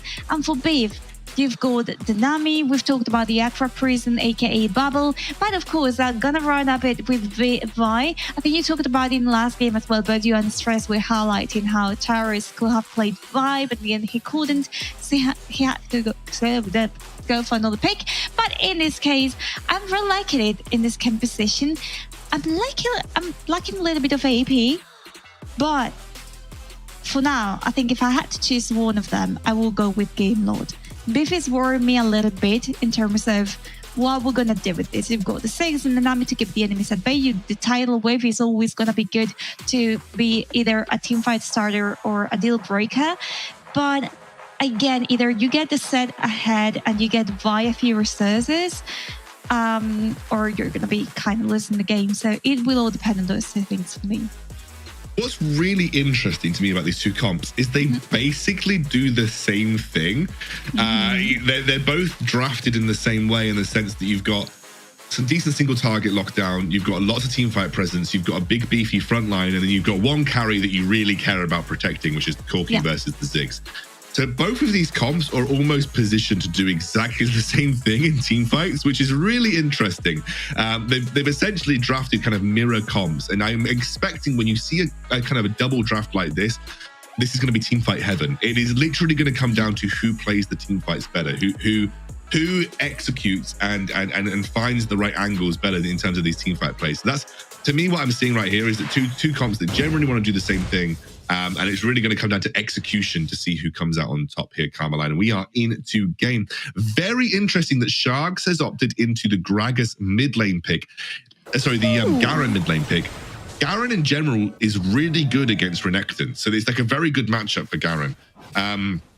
But obviously they must feel that the set matchup is not so strong versus Ruiz on the Gragas, and so they'd rather put in a more even matchup of the Garen versus Gragas, which you correctly mentioned is not too bad for either of them. And then we're going to have set into the Renekton on the top side of the map, which can again go a little bit either way. Redemption has taken a huge amount of damage here early on. That is one of the risks of this little duo lane. When you've got a melee, especially a really poor level 1 melee support of Alistair into a Ziggs Nami, the poke is a little difficult to deal with. It is going to be difficult to deal with, as you said. And as for this bot lane that we're seeing right now, I can expect Redemption, kind of like both of them have CZ. They're freezing, they're landing quite well. But because of that exact reason, these bubbles can keep them at bay. And I'm kind of worried about Alistair in these kind of situations, because Nami is a squishy indeed. But what if you can get close to her? She's got the bubble. Once a bubble is off, well, this can happen. Absolutely, yeah. Then that's correctly identified that it is a really tough matchup for Heston Redemption right now without the influence of the jungle. And very likely you're going to see these guys clearing waves as much as physically possible. And with the support of Tyrus hanging around here, maybe seeking out an early tower dive, definitely putting a lot of pressure on this tower. Tyra's level 4 already, is just going to back off, but they're working down towards that Millip's dead. Zefton was just waiting for his moment, maybe looking to bait in a face breaker or just something, holding on to his Sonic Wave for a little bit before converting, and they get a nice early kill there for Zefton on the top side of the map. Careful here, because Gragas doesn't have mana left. Sharks, well, his life is a little bit more less than Ruiz's right now, but you don't want to risk it, so I'm expecting Ruiz to back in not such a long time. There we go, back in to get the first items going, and in the meantime this play that we saw just in the bot lane didn't quite work out for Biff. Having to retreat is going to cause him a little bit of a delay in the management of the waves, so we're going to have to keep a close eye on how Kranix and Fluor can do this, because I again was expecting them to do better, especially with the Tyrus attention focusing on them, but this kind of sets a drawback on them, particularly with Zefton having so much support on the top lane, helping Lonely Kid once again. Let's see what happens, what comes out of this. Yeah, you can see the Lonely Kids trying to bring Miloop up to the minion wave here, with Zefton hanging in the sidelines. You can see Sharks now. Got Heste hanging around on the side of the map. Heste's going to clear out a ward. Whether Miloop sees this, you see that he goes in versus Lonely Kid. He's already used the Haymaker for the time being. Zefton will land the Sonic Wave. They know that he doesn't have a big shield that he can generate for the time being, but the Honey Fruit will ward Zefton away for the time being. We're going to see Fluor make that rotation happen too. You are correct. There wasn't a huge amount of conversion on the bot side of the map right now, and so the teams are very even heading into this objective stage of the game. However, I would say when it comes to objective play, I am very much in favor of Gamelord if you're looking for a team fight, and that's mainly due to the Corki package. It's one of the more influential abilities that you can use at this stage, as well as the fact that Renekton still has his ultimate available. So I think if I'm Viv, I probably don't want to get involved in a massive brawl around the dragon, just because I think that you could be struggling versus Gamelord right now, and especially because it's Infernal, though, that's going to be a problem. Big item spikes being picked up. We have the Blade of the Ruin King for Lonely Kid, and it is everybody working their way over to the dragon right now. This could be a bit of a team fight fiesta for our first objective of the game. There we go, the initiator could be Alistar right here. We've got them flanking a little bit. But again, it's the ebb and flow that kind of keeps them at bay, that both heals Nami and damages an enemy. So maybe in the end, this dragon is going to have to stay a little bit more in the pit, heading out towards this Herald. And I mean, if both of them keep making the same decisions, the result is always going to be the same, you know, like if let's go to the Herald. No, we are also going to the Herald. No, let's go to the dragon. It's a little bit of like the wait and see game. You just need to observe the enemy. In this case, Viv are having to retreat a little bit, perhaps been giving the dragon over to Gamelord. But what I'm perceiving from both teams is that they don't want to fight just yet, or maybe like just now you don't want to give a tower to the other team, you know? That could be your ending for this game. So they want to play very carefully, and this is gonna mean for Viv giving up this potentially right now. So we'll see right now what happens. There's the Ziggs ultimate. We have the wave coming in. We're looking for the engage. Straight for Cyrus. He gets kicked out. Almost gets taken down. The dragon's still going. The first kill of the game is going to go on to the Garen for the time being. Smite comes through. It's a steal from Tyrus early from Zefta. And Viv are just now making their escape with the bounty in hand. They are not worried about the rest of the team fight for the time being, but it's a triple kill for the Gragas. Ruiz, he has come back with a vengeance in this game. It is Infernal, but a 4-for-2 overall here in favor of Gamelord. That is a big win for the Dragon in terms of Viv, but it is a lot of gold that goes in favor of Ruiz, and that is a huge spike. We've seen how Gragas can snowball the game. Let's take a look back at that Karma line again, once more at the fight.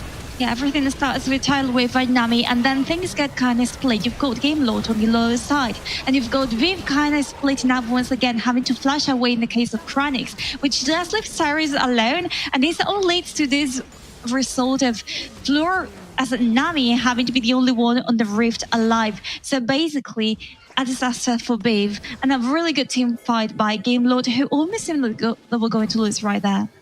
Yeah, now it's up to Ruiz, I think, to really accelerate. You know, he was I would say he was the detractor last game. He was the guy who kind of let Gamelord down. Now he has a chance to be the one that they can build a platform from this time round.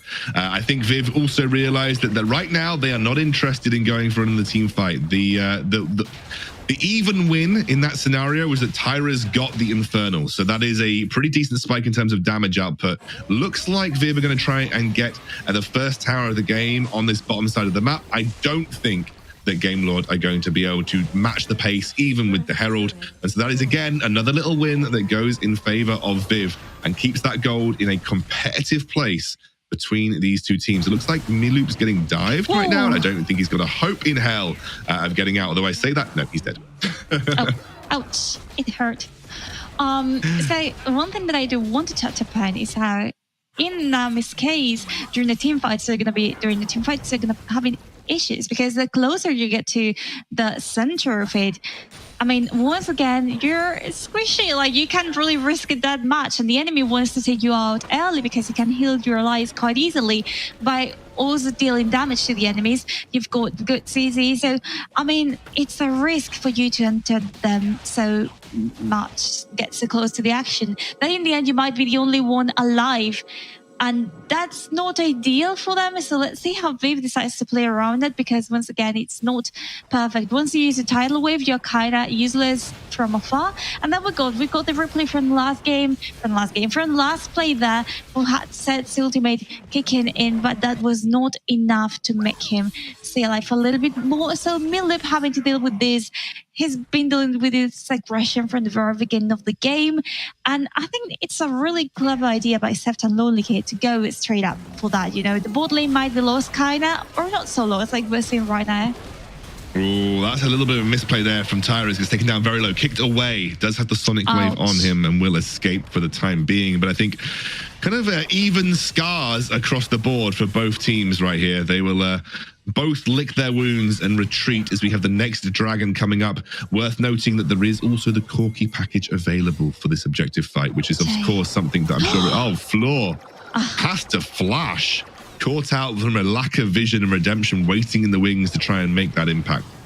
For now, I'm missing Formulation Gaming a lot because of the good vision that they brought to the game, which we're understanding right now. But well, in any case, there we go. The team fight is starting right now. Oh, they're engaging through. That's a huge win from Gamelord. They baited them in off the back of that Herald. They'll take one down in the form of Miloop, who might not be there for this Ocean Dragon. And that should be an easy take for Gamelord, as they are also knocking on that first mid lane tower take 2. The Cloud Drake does spawn up.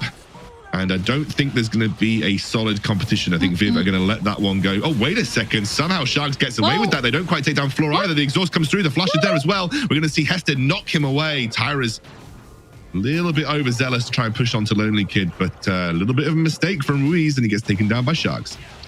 Ooh, Alistar also happened to use the Unbreakable Wheel to take him out of that situation. Kind of sticky one, to be honest. But there we go once again. Let's see what happens. Ooh, that's a long engage from Tyrus. Kicked away immediately as Redemption has already got that stasis. Exhaust comes through onto the set. Oh, Sharks, no. Oh, he's okay. He's going to back up. He's going to back up. Was kind of worried about him, you know, getting into this kind of team fights, just like Lonely Kid right now. Let's see what comes out of this. Once again, no. It's kind of right, just retreating, you know. It was just like a visit, whole day visit. Now we're going back to our tower. They can't really relax because Gamelord has already taken the upside tower. Then now you only have to defend this one in the middle, which is really touched up by this Herald we saw just now. And look at this, is Martian Justice just kicking in, having to use Ignite as well to complete this kill. But in the meantime, you had Hester there with the Unbreakable Wheel, kind of trying to prevent the enemy from approaching them. Really good play by Hester. Kind of concerned about Lonely Kid having to be so proactive when, as a Renekton in these kind of situations, you are risking way too much. But, well, I mean, the game goes on 11 minutes and you see the itemizations. You can see the Road of Ages, Yomi's Ghostblade going on there for Lizin, and the Trinity, I suppose, as an opposition for Vi. So again, two very different items, kind of aiming to do different things. In the cases of Trinity Force, kind of aiming more for the damage, if anything. So again, two different playstyles, even though the composition seems to be hidden the same way.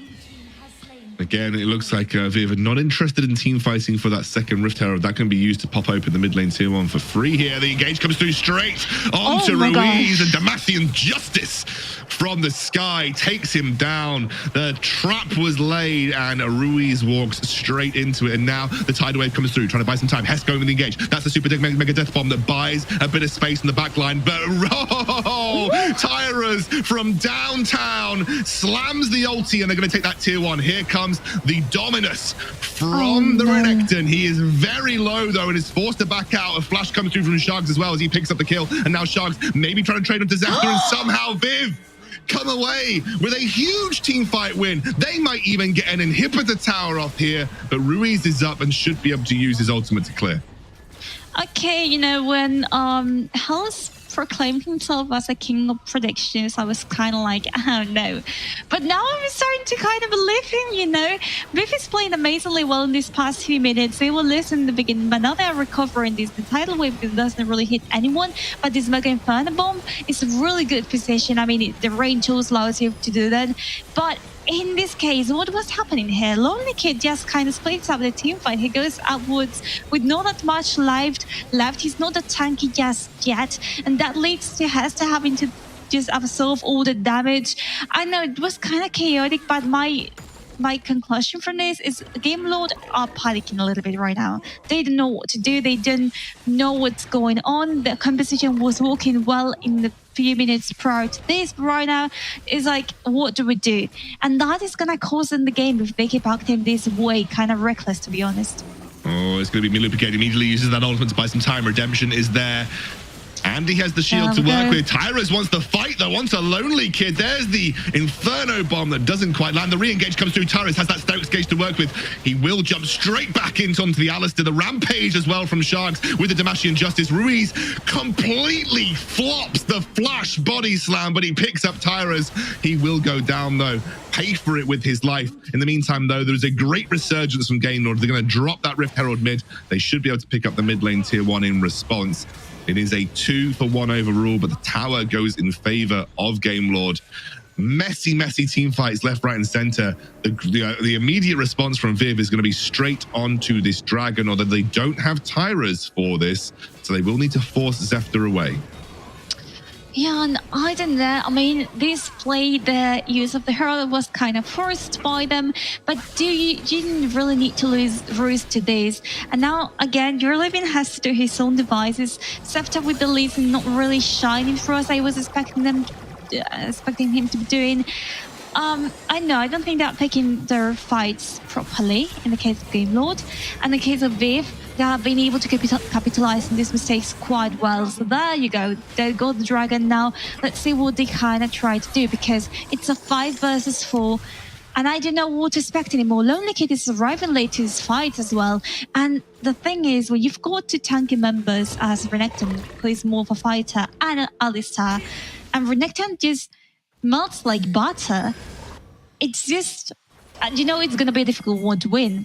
Because Viv just goes through it like a hot knife through butter, and then they just win.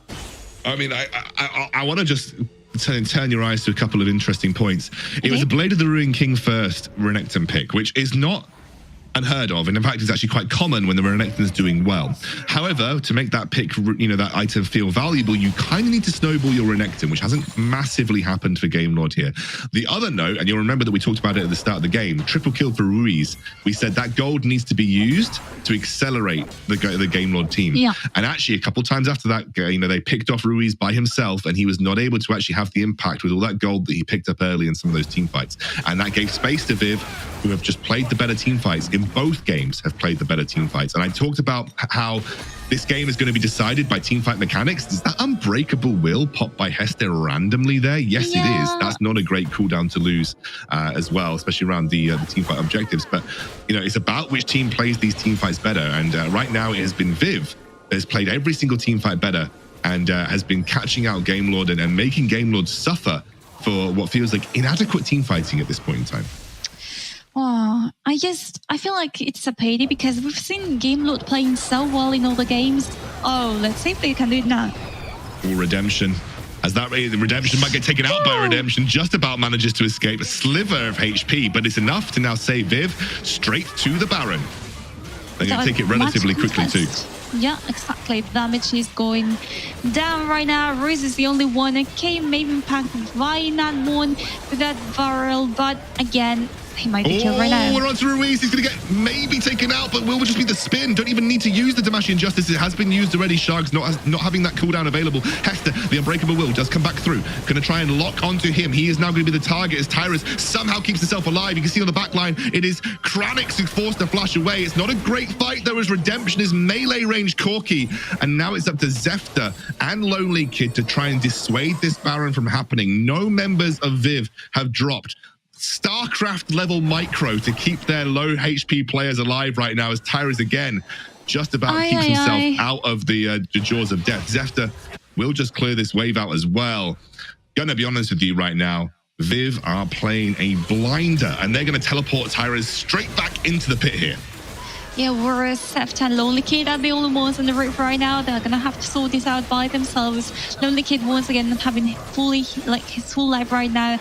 And Zephyr, well, he's got the smite, but no, he's been kicked out of this. Oh, he's gonna flash back over. He wants to go for the steal. He lands a Sonic Wave. He's over the wall. Does he get it? He steals it. Oh, the setup was big. pick and Zefta converts. That is not what Viv were wanting from this scenario, but you could just see it play out in slow motion, and suddenly Gamelord, like they're buying up stocks, they're going to get teleports on every single member of the team, and they have suddenly turned this game on its head. The Baron wave working in the mid lane. Gamelord punish at the Baron and suddenly find themselves right back in the driving seat. Freaking Zefta should be given a shrine after this from Gamelord, because he's been kind of, I mean, I slightly didn't think his losing was doing the impact I thought he was going to be having during this game, but actually right now, if you look at this one particular duo team fight versus 5 people, there you go, you've got the flashes you said, having to go across the wall, all these things happen at the same time. You know, it's just amazing. You could just watch it happen in slow motion. They committed so many resources to push Lee Sin away from the pit, and he flashes past them, lands the Sonic Wave on the Baron as well, which gives him even more execute potential, and picks his moment to get into the pit and then make the steal happen. Not out of the woods for Gamelord. Still plenty more of this game left to be played, but Viv definitely going to be kicking themselves. This was a signed, sealed, delivered game for Viv. And right now, doesn't really feel that way. Tyron's going to pop the gargoyles just to keep himself alive, or the stone plate enchant. And he will try and duck away from Lonely Kid, who is actually pretty beefy right now. Has got a lot of kind of like resistance to damage with the Death Dance and the Sterex Gauge there. And they're going to pick up a tower as they start to hammer away at these inhibitor towers for Viv. Also looks of a Sterex Gauge right now for the heal and the shield, so let's see if that can help them at all upcoming in this next team fight. That is starting now. Oh, the split is good from Ruiz here.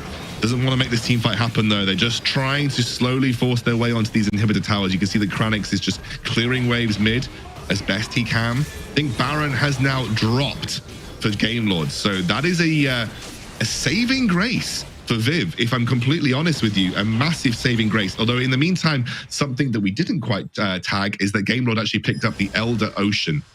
So they've got the Elder Dragon in their favor now as well. It is gonna give them a huge boost, but again, would that be enough? Like, I mean, Gamelord, the mistakes that they were making were kind of saved by the Baron, but now it's like, are we back to the beginning of the game? I hope no. I hope not. I hope Gamelord have learned the lesson, have learned what they need to give the resources, what they need to put the emphasis on, because otherwise they're going to be losing this game. The next Baron is spawning in about 30 seconds. Baby is already controlling the area. They got quite a little bit of vision around this, and Gamelord in the meantime are going to be taking time to split push, which Scoundrel, I think it is a good idea, but let's see this, because they seem to be sieging the enemy base with 6 towers over the 4 that Viv has right now. So I think it could lead to a really interesting teamfight here if they know how to deal with it. Yeah, I mean, I think obviously the Baron now on the cards as well. You can see that Zefta and Redemption should be able to duo this one out. And it's going to be up to both Hester and Ruiz just try and stop them from getting towards this Baron pit that you can see that Sharks desperate to try and get his team towards it. You know, the barrels are just buying time right now, but how much time do they really have to work with right now as the teleport's coming through? Oh my God, Sharks! Straight over the wall! Suddenly they've turned Gamelord's play on their head. Tyrus takes the Baron away, and now Gamelord, they got done at their own game. Absolutely, like playbook, like they stole the play straight from Gamelord, walked straight into the Baron pit, steal it away, and now it is Viv that are in moments away from potentially ending this game. Gamelord just needed to play it slow, use a bit more disruption, maybe not even start the Baron in its entirety, and they could have got away with it. But Viv, over the wall, Sharks absolute MVP once more, and we could be looking at the game end here. They are going straight for that Nexus. They have teleports coming in left, right, and center. They've got the Baron minions as well. Oh my word, the Demacian Justice is big, and the second game goes to Viv. That was absolutely insane. A lifeline handed to Gamelord, and they just chucked it away. Oh my word, Viv, they deserve it. They deserve it. They absolutely do. That was such a brilliant game from them again. That was payback for the last play that Gamelord did onto the Baron against Viv, and they were like, you know what? I'm gonna end the game with this one. There you go. I'm amazed by what they were doing. You can see it in plays like this one. They've never stopped pushing, which is something really particular here. They were showing such an aggressive play style. In the beginning, they were containing themselves, but once they saw the flaws in GameLord's strategy and the way they were playing, they started pushing and pushing and pushing. And you can see how this rewarded them and ultimately led to the win. Yeah, and I think what I loved about this game, Caroline, is you remember right back in draft, we were like, these two drafts, they're about team fights, and it's whoever is going to team fight better wins the game. And that is exactly how the game played out. It was just team fight after team fight after team fight, and it depends on how you executed it mechanically in the moment about where, who came out on top. And honestly, again, I'm going to be real with you. It was another Sharks Tyra's absolute masterclass. These two guys, the mid-jungle duo for Viv right now, they are popping off for this series, either in objective control or just making the right play at the right time. That to me has just been another excellent performance from what is, as Stress correctly mentioned, kind of a duo that wasn't really highlighted for being super powerful for Viv coming into this tournament. But this is series they've absolutely been showing up. This is that play right at the end. Look at the Demacian Justice damage when you're playing AD Garen is disgusting, and I hate that it exists. But Tyra's there, secures the Baron, and they end up going down a very nicely stacked wave on the top side of the map to end the game out. Goodness gracious me, Carmeline, that was back and forth. The mental from GameLord right now must be in the dumpster. After they were handed a lifeline that game, they literally chucked it in the bin, and Viv are now one game away from getting into the finals and completely upsetting, apart from Hell's Devil, completely upsetting the apple cart in terms of predictions and even maybe community expectations here. Wonderful, wonderful game. We've seen some banger Wild Rift this series. Absolutely. And if you look at that being dealt by both of them, Lonely Kid is the one that surprises me the most, because he dealt a lot of damage, but he also took a lot of damage. Most of the incoming damage from Viv, I'd say, went to him. And which obviously meant that he wasn't able to do that much in team fights that he could have done. And look at this roller coaster of a gold grab.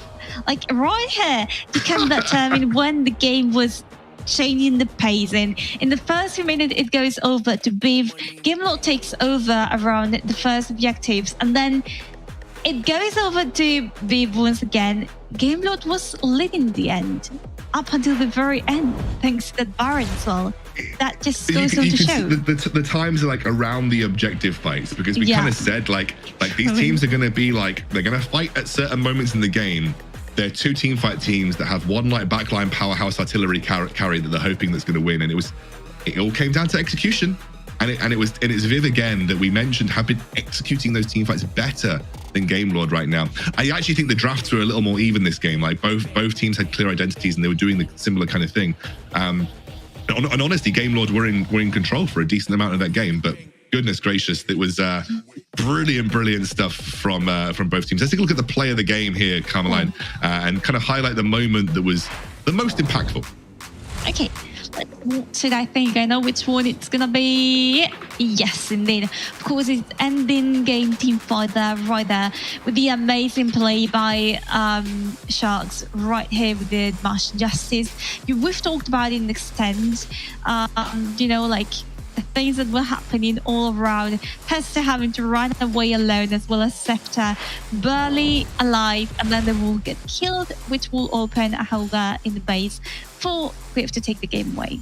Yeah, a really excellent game, and what's turning out to be an unbelievably cool series as well. We actually could be looking at a Viv 3-0 sweep of GameLord. The GameLord need to recover in every sense of the word heading into this third game of the series. Can they do what WREC did and pull off the reverse sweep, or is this Viv, the dark horses of the tournament, about to find themselves in the grand finals versus WREC tomorrow? And honestly, with the way they're playing, I wouldn't even be able to easily call it one way or the other right now, because it's just unbelievable gameplay. Guys, I need some time to calm down after what was two of the most ridiculous games I've ever seen in my life. Let's go to a short break. When we're back, we've got our third game of the series.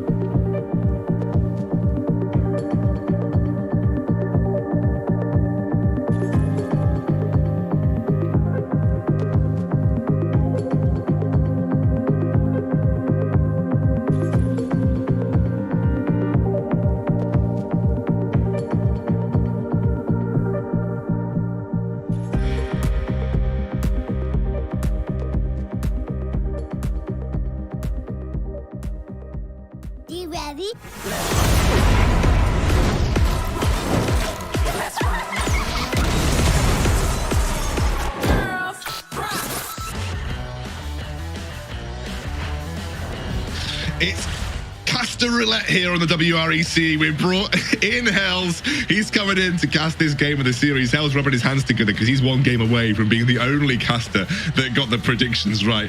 As he self-titled himself the prediction god at the start of this show, he's actually potentially one game away from being just that.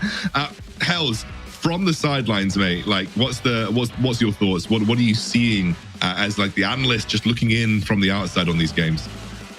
I gotta give credits to two players, and most casters have done already, Sharks and Tyrus. Oh my god. Amazing. Like truly amazing gameplay from Viv Esports in general, but especially Tyrus and Sharks, like unbelievably good. And I'm loving to see this because I love this team already, and now it honestly feels like they're like, now they finally reached their full limit, right? Like in the beginning, maybe they needed a little bit of practice, blah, blah, blah, but now they've reached it. They've reached that power point, and they're just beating out GameLord like it's nothing, Excalibur. Yeah, I think you're kind of hitting the nail on the head there. And I want to impress the importance of that statement.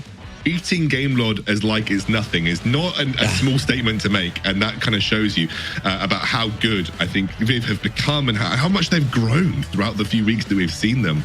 They are one game away from getting into RICS tomorrow in the grand finals of the WREC, and that is a big moment for them if they can make it that far as well. Really great stuff from Viv all round. Let's take a look though. We have, oh my god, is that Stress coming in with the analyst role? Is Stress coming in with the key points? I think it is. I think it is. Let's bring Stress in for his key points of the next game.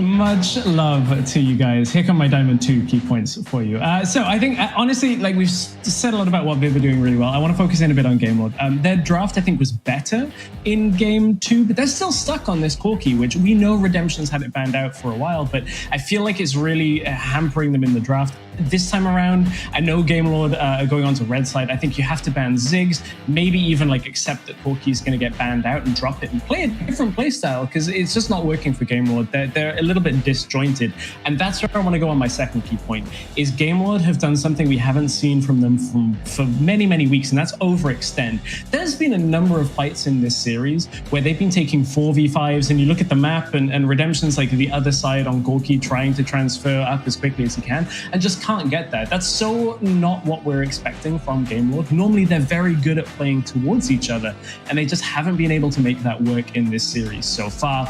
But there have been areas that both sides have been letting things slip a little bit more than we would expect, and that's this Baron setup. I mean, the Zephyr steal was a little bit more of a traditional like stealing with a Hail Mary, but GameLord's Baron setup was pretty bad. Leaving no damage on Baron and allowing everybody to just kind of run across, and Sharks comes in, blasts the core key, gets the Baron steal to work for Viv. I mean, this needs to be cleaner. There's a lot to fix in a very short amount of time for GameLord, and as we head into Game 3, I think it's got to start with an even more secure draft. I think GameLord need to be a little bit more proactive on the same page, maybe pick some easier team fighting setups for themselves and see if they can bounce back, because Viv are about to take the series 3-0 if it continues like this. Back to the casters, let's see whether it does end off this third game. Well, I think after that bit of analysis, I feel my elo really rising to like Master Plus at least. Like I know he said it was like Diamond 2 analysis, but man, that was like, you know, borderline challenger analysis from Stress. Being serious, by the way, that was great. Cheers, Stress. I think it really raised some key points, and specifically, you know, around these teamfight setups and really just the teamfights in general. He hit the nail on the head.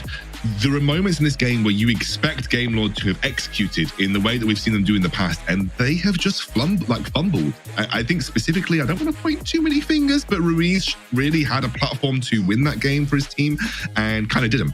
And I think, you know, that there's going to be a couple of ways that you kind of look at yourself in this pick and ban phase and say, how can we make this next game as easy as possible for us? Let's draft something that doesn't require a huge amount of like mechanical prowess maybe, or just stuff that we know works from a solid foundational level and go from there. It's all on the line though for GameLord right now. They have to win 3 back to back versus Viv. Yeah, definitely. And in this moment, as Game Lord, you have to stay calm and collective, right? Like, you kind of need to forget that you've lost 2 games and you need to make it happen, win 3 games in a row. And especially for a player like Ruiz, who may take the blame, right? Like, when you're playing in these teams and you're not doing too well during the games, you just need to forget about the first games and go full on in the next games, right? Like, that's the only way Game Lord can win the game right now.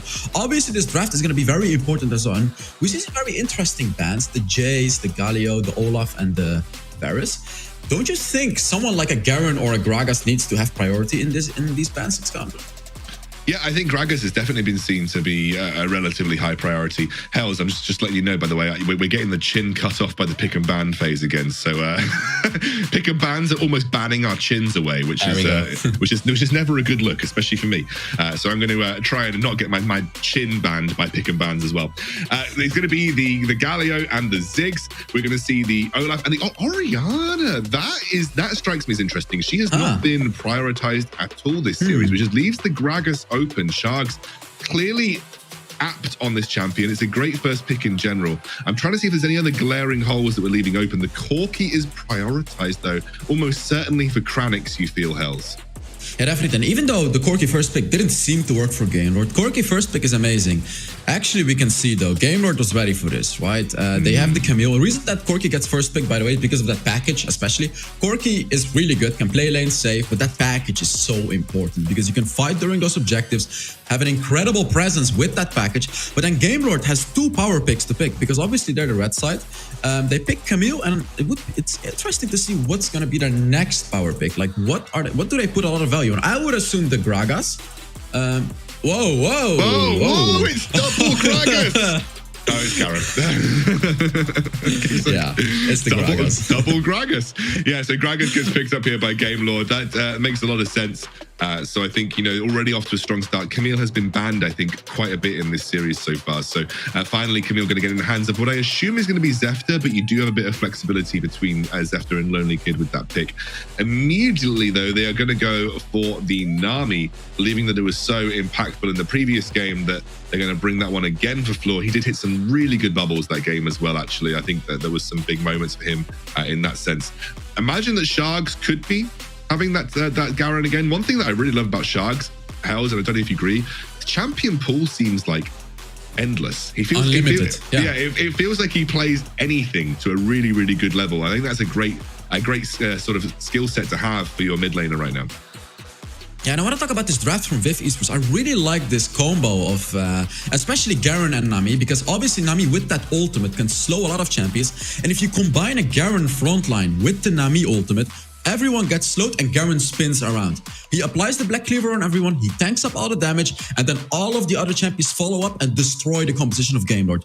Obviously, Game Lord has a response to that, which is the Rakan. And I really love this Rakan pick as well, because that's one of those champions that kind of doesn't really care about being slowed, because he can dash around with his third ability and then go in, use his ult, etc., right? Like, Game Lord really needs to be able to deny this potential that Viv Esports has with this composition, which is the Garen frontline and then the Nami follow-up, because that's a devastating duo. And we see Game Lord banning out the Vi and the Set as well. They don't want any more engaged combined with the Nami, right? And Viv Esports seems to be banning out the Ahri. Feels like a target ban to me, Excalibur. It is. It's a Ruiz target ban 100%. I mean, he's kind of been known for over a year of being like a really strong Ahri player. There was Vejos and there was Ruiz in terms of like the known Ahri players in the EU. So it's very much a target ban towards Ruiz in that sense. And Zed as well. Another good pick for Ruiz. They're not going to let him get his hands on that. I think, do you know what? I think they're seeing a weak link. I think, do you remember what Stress said at the start of the day? I love it when teams start to adapt and think about what they can do in the ban and phase and think about how they can kind of like prioritize against a certain person. It feels like Viv have kind of done that towards Ruiz a little bit this game and kind of making Ruiz feel uncomfortable because he has kind of been the guy that has been failing to kind of like convert. But it is a Rakan for Hest. You mentioned it, that's been banned against him the previous 2 games. It's also one of the picks that he stood out on over the course of the last series. So it's another comfortable pick for him with the engaged potential. Redemption gets the Kai'Sa for the first time in this game. It feels like Game Lord are going back to a little more comfort here. When their backs are against the ropes, they're saying, okay, let's pick what we know works. And that is exactly what they've done from this draft so far. Yeah, definitely. And I love this draft as well, right? The Kai'Sa as well doesn't really struggle against those types of engaging champions. Now the Lee Sin from VIF Esports instantly. Tyrus on the Lee Sin worked out. I remember he picked it one game, but I don't remember the result. But we're gonna have to see what he does with it today. But yeah, I want to talk about the Kai'Sa. Yet again, a great pick with that ultimate to reposition herself. With the third ability, the empowered one, when she becomes invisible, right? Like these are the types of abilities that you need against that composition of VIF Esports. Because if you're just standing there and you're getting slowed and you're getting destroyed by the Garen, ooh, and an Akali as well. Yet again, I love this Kai'Sa pick right here. Honestly, I feel like GameLord has done an amazing job countering this draft from VIF Esports. And even though VIF Esports is ahead by 2-0, I feel like GameLord may have won this draft, Xcandle. Yeah, and I think the Diana is a Ruiz special. It's comfort across the board. Zefta's Camille. We've got Hester on his Rakan. We've got Redemption on the Kai'Sa, Ruiz on the Diana. This is a more comfortable draft from GameLord. They are very, very happy with the kind of champions that they've got in this particular instance.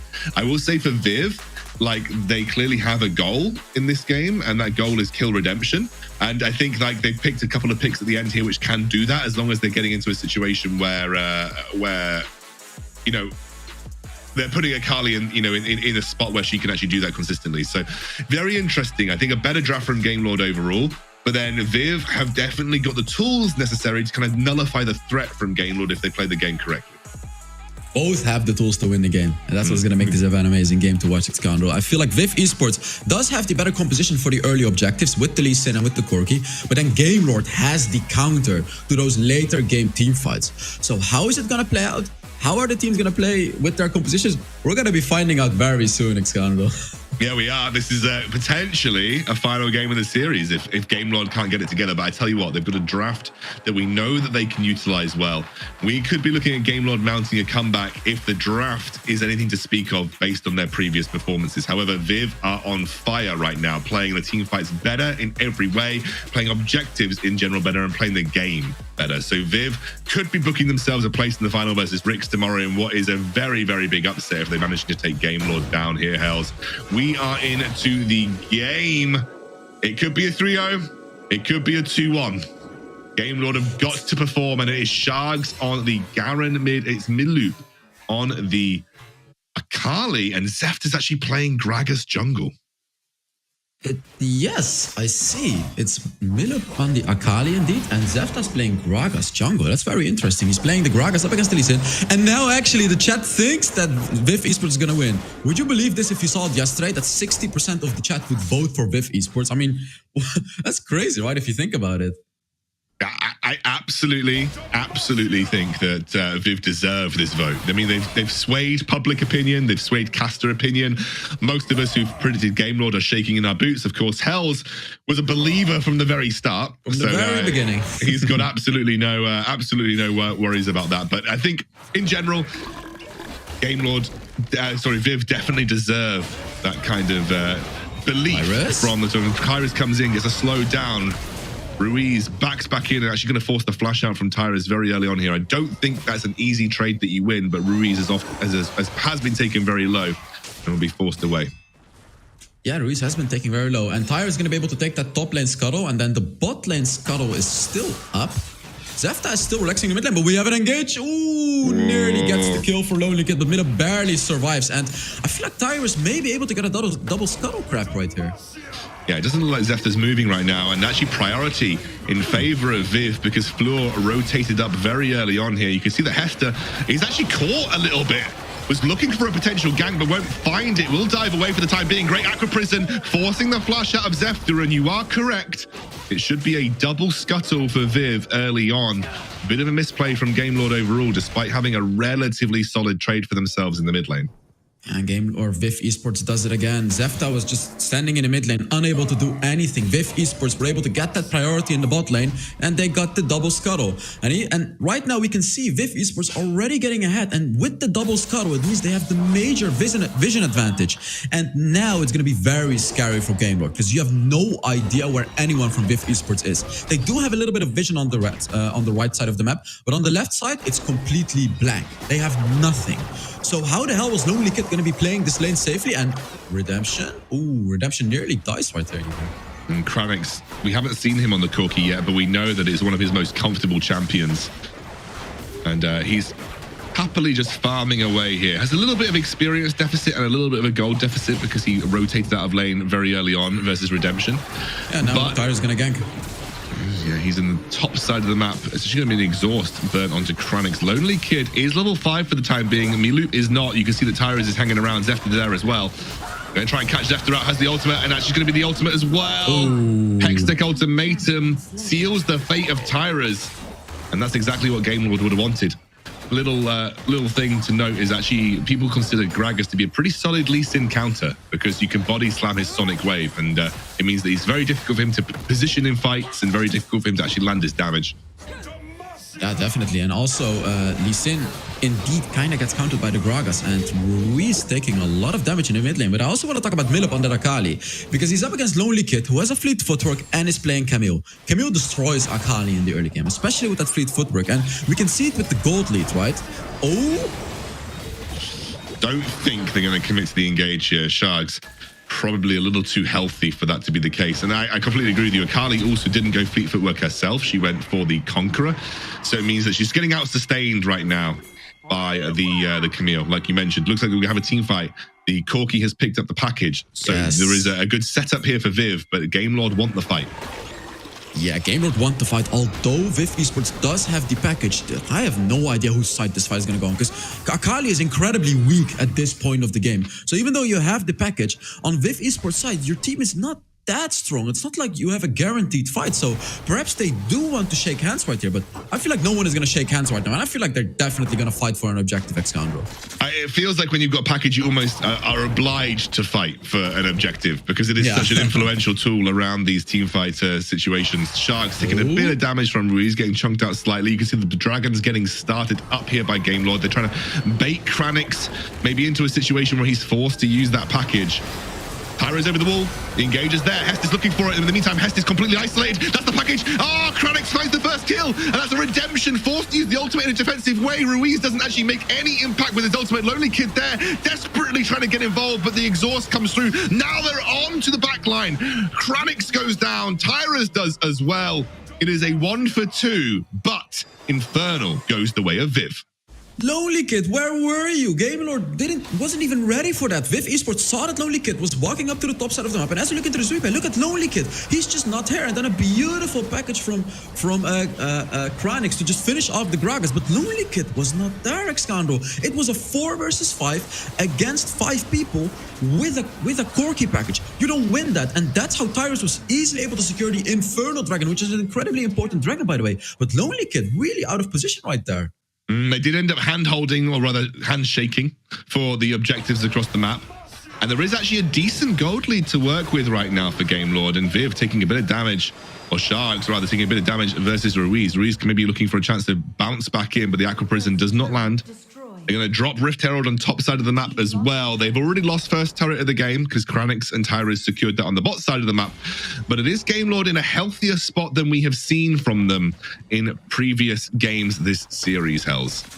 Definitely, Game Lord taking that top lane turret, and this is a great thing to do, right? You get ahead in gold, and as we can see, they're actually 2,000 gold, and they even got another shot on the second turret. Although I want to say, a lot of priority needs to be put on the mid lane turret, and even though Game Lord was able to get that top lane turret, I personally would prefer them to have put it in the mid lane. Like, although they're quite ahead, that was a good play, but that mid lane turret has seemed to be incredibly important if we look into previous games between these EU teams especially, and perhaps the second Rift Herald is going to do that, and I reckon Game Lord may even trade the next dragon as well for the Rift Herald and try to push that mid lane turret out as well, because that would help their composition a lot. However, you're going into a Corki who's got very solid wave clear, so it can be sometimes difficult to get the wave set up to make that happen. I do love that Lonely Kid is just like split pushing a little bit here. I think they realize that right now Miloop cannot deal with the side lane pressure, and they are very happy to just have Lonely Kid exerting pressure on the top side of the map, maybe even going to steal away a blue buff because he has got complete dominance from mid lane to top lane right now. Miloop will walk in and see that this blue buff does get taken down. He's actually going to use the Shroud to try and buy himself some time, and Lonely Kid realizes this is not a fight that he wants to take. So Miloop walks away with the objective, which is nice. A little bit of a mini win here for Viv. Sharks is What, dead, Sharks? right? Yeah, I think he's dead. He's got the gargoyles, but he unfortunately Is didn't buy he enough though? time. Yeah, he is. Ruiz drops. That is a long range tidal wave, but doesn't get converted into anything. Tyrus actually goes down at the same time as well. So Viv coming a little undone in this third game of the series. Game Lord seems to have woken up. The draft certainly favors them. The X-Tech ultimatum comes down from Millip. He doesn't have... Oh, it's so close. He flashes in. Doesn't get leg swept. Millip with the 1v1. Not many people were expecting that, given the way that the first stage of this lane has gone. And Viv just finding a little light in the tunnel here versus Game Lord. Somehow, some way, Millip was able to win that 1v1 against Lonely Kid, who has a Hex Drinker and is playing Camus. And as we look into this replay, we can see how Redemption was able to just use his ultimate, as I said, right? Like, this is such a good ability against that composition that Viv Esports has right there, being able to just finish off Sharks and Tyrus. So really, really solid job by Gamer, doing the right draft and also executing it properly. I think if you're... Honestly, if you're Viv, I think you need to see the impact of Hest's Rakan. I think it's been instrumental in almost every fight they've played, and I think there's a reason it was getting banned previously. Picks it, and has immediate impact on it in the series. Tried to look for the engage of the grand entrance there, but couldn't quite find it, as we now have the Mountain Drake spawning. Kranix has got the package once more. Can Viv start another objective and take this one? Yeah, Kranix is not that strong with the money, but then engage is gonna happen. Oh, Sharks just face checks there. I mean, that to me was a little interesting. I mean, where else would Game Lord be if not in that brush? Wow, yeah, and even though Kranix does have the package, he's not that strong. Oh, Tyrus just gets blown up there. Again, it's Hest. Looking for the fight. It's now Millip coming in. He has the second charge of his ultimate. Will execute Hest here. Gets immediately exhausted into the Hextech ultimatum. Will get downed for it in the meantime. Zefta goes down too. It's a 2-for-2 overall right now. Dragon's still available, but I think that Sharks, his HP, will force them to back away a little bit. They're going to start up that Mountain Drake, but it is no junglers. There's no junglers, but it's mid lane that's being threatened right now by Viv. And it's totally worth to take the mid lane turret, but Gamer is not going to give it. Oh, they're going in. They're trying to find the engage here. The flash comes through from Sharks. The silence is there as well. Immediately pops that stone plate to buy some time. That dragon still getting taken by Lonely Kid. And you can see Tyrus walking over to it. He's going to reset it just in time, though. And the low HP bars are enough, I think, maybe to ward Viv away from this. Tyrus, you need to be a little careful, mate. You do not have the HP in your team to support this kind of engage, I don't think. Yeah, definitely. And Redemption and Kranix both on half HP. The problem that Game Lord has, however, is that Viv Esports has the Nami. Oh, a little bit of anti-synergy, but he finds the flash engage. The charm is there, and they will find the execute onto the backline as Floor goes down. Tyrus still has the HP, but they were stood on a ward, and the ward set up the victory there for Game Lord. Nice little engage, and again, Hester, in my opinion, MVP in this scenario, played that excellently, and they're not going to let them get away with Rift Herald for free either, as you can see here. Yeah, Heste hitting a 4-man ultimate, followed up by Zefta's ultimate, but we have even more action happening right there. I think Sharks will just be backed away. You gotta ban that Rakan, mate. Hester has been influential to the nth degree. I mean, this has been Hester versus the world and the way that he set up some of these engages, and I think Game Lord may be looking to come back in this series right now. Yeah, definitely Game Lord is definitely looking to come back into the series. And as we see, first we're looking into this replay. And this was the big moment. The explosive casket coming through from Zefta. And then Heste going in with the ultimate, hitting 4 people at the same time. And then it's just done deal for Viv Esports. And yeah, and Game Lord got the objective and the Rift Herald is still up. And Sharks just not fed enough to deal with the Camille. Always going to get outscaled in the side lane here is the Garen, and it will be a 1v1 found by Lonely Kid. Viv starting to come apart at the seams a little bit. Game Lord have found their groove with a very comfortable draft. And that seems to have been the name of the game here. Just sort that draft out, sort the foundations of your game out. And Game Lord are looking like their old self just a little bit. Not as dominant maybe as we've seen some of the games, but definitely in control here, as you can see. Milu maybe has that second charge of his ultimate. Maybe. Yeah, okay, never mind. I think he could end up getting the kill. And will make up for it with what was a very interesting flash. I think he was maybe predicting a hook shot there. Honestly, incredible that Millip has been able to kill Lonely Kid in a solo 1v1. Like, Akari against Camille is definitely not easy to just kill for free, because Camille can very easily run away, but Game Lord... Oh, it's the kick. Tyrus goes for a little insect play there. The Demacian Justice not low enough HP, and Ruiz finds an excellent follow-up with his ulti.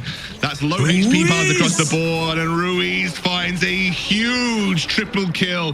Criticisms have been levied towards him. Zefty gets the flash body slam, and Game Lord are now in control of this third game in the series. Ruiz stepping up when his team needs it. And this is exactly what Game Lord was supposed to do with their composition. Ruiz as well on the Diana, starting to come online after that Rod of Ages, and then the Death Cap.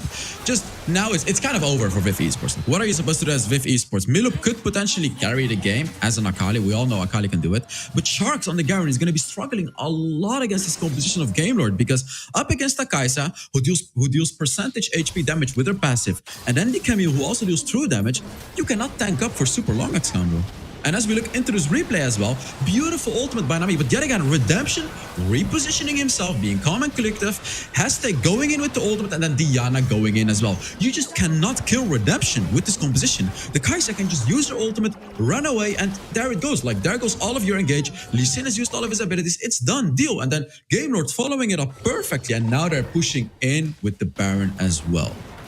I think this is, as you said, a tough comeback for Viv if they want to make that happen. We're going to see a Rift Herald dropped mid with the Baron. This could be a one and done push. With a nice isolation onto Sharks once more. He's been the target so many times. He has a big shield coming through from the Sterex, but he will get dropped. But it's pulled back in by Ruiz. Will eventually find the kill. Milup is here, but it's a little too late for him as Redemption strives forward with the double kill. It looked a little bit shaky here and there for Game Lord, but realistically, they were too far ahead, I think, to lose at this point. They're going to push in with the Baron, looking for the final push of the game. That is a brilliant engage. Hextech Ultimatum still working through the stasis. They're going to take Tyrus down as well, and this will be Game Lord coming back in the series 2-1. And Viv now have to recollect, recoup, and go again if they want to take that win and get versus Rix.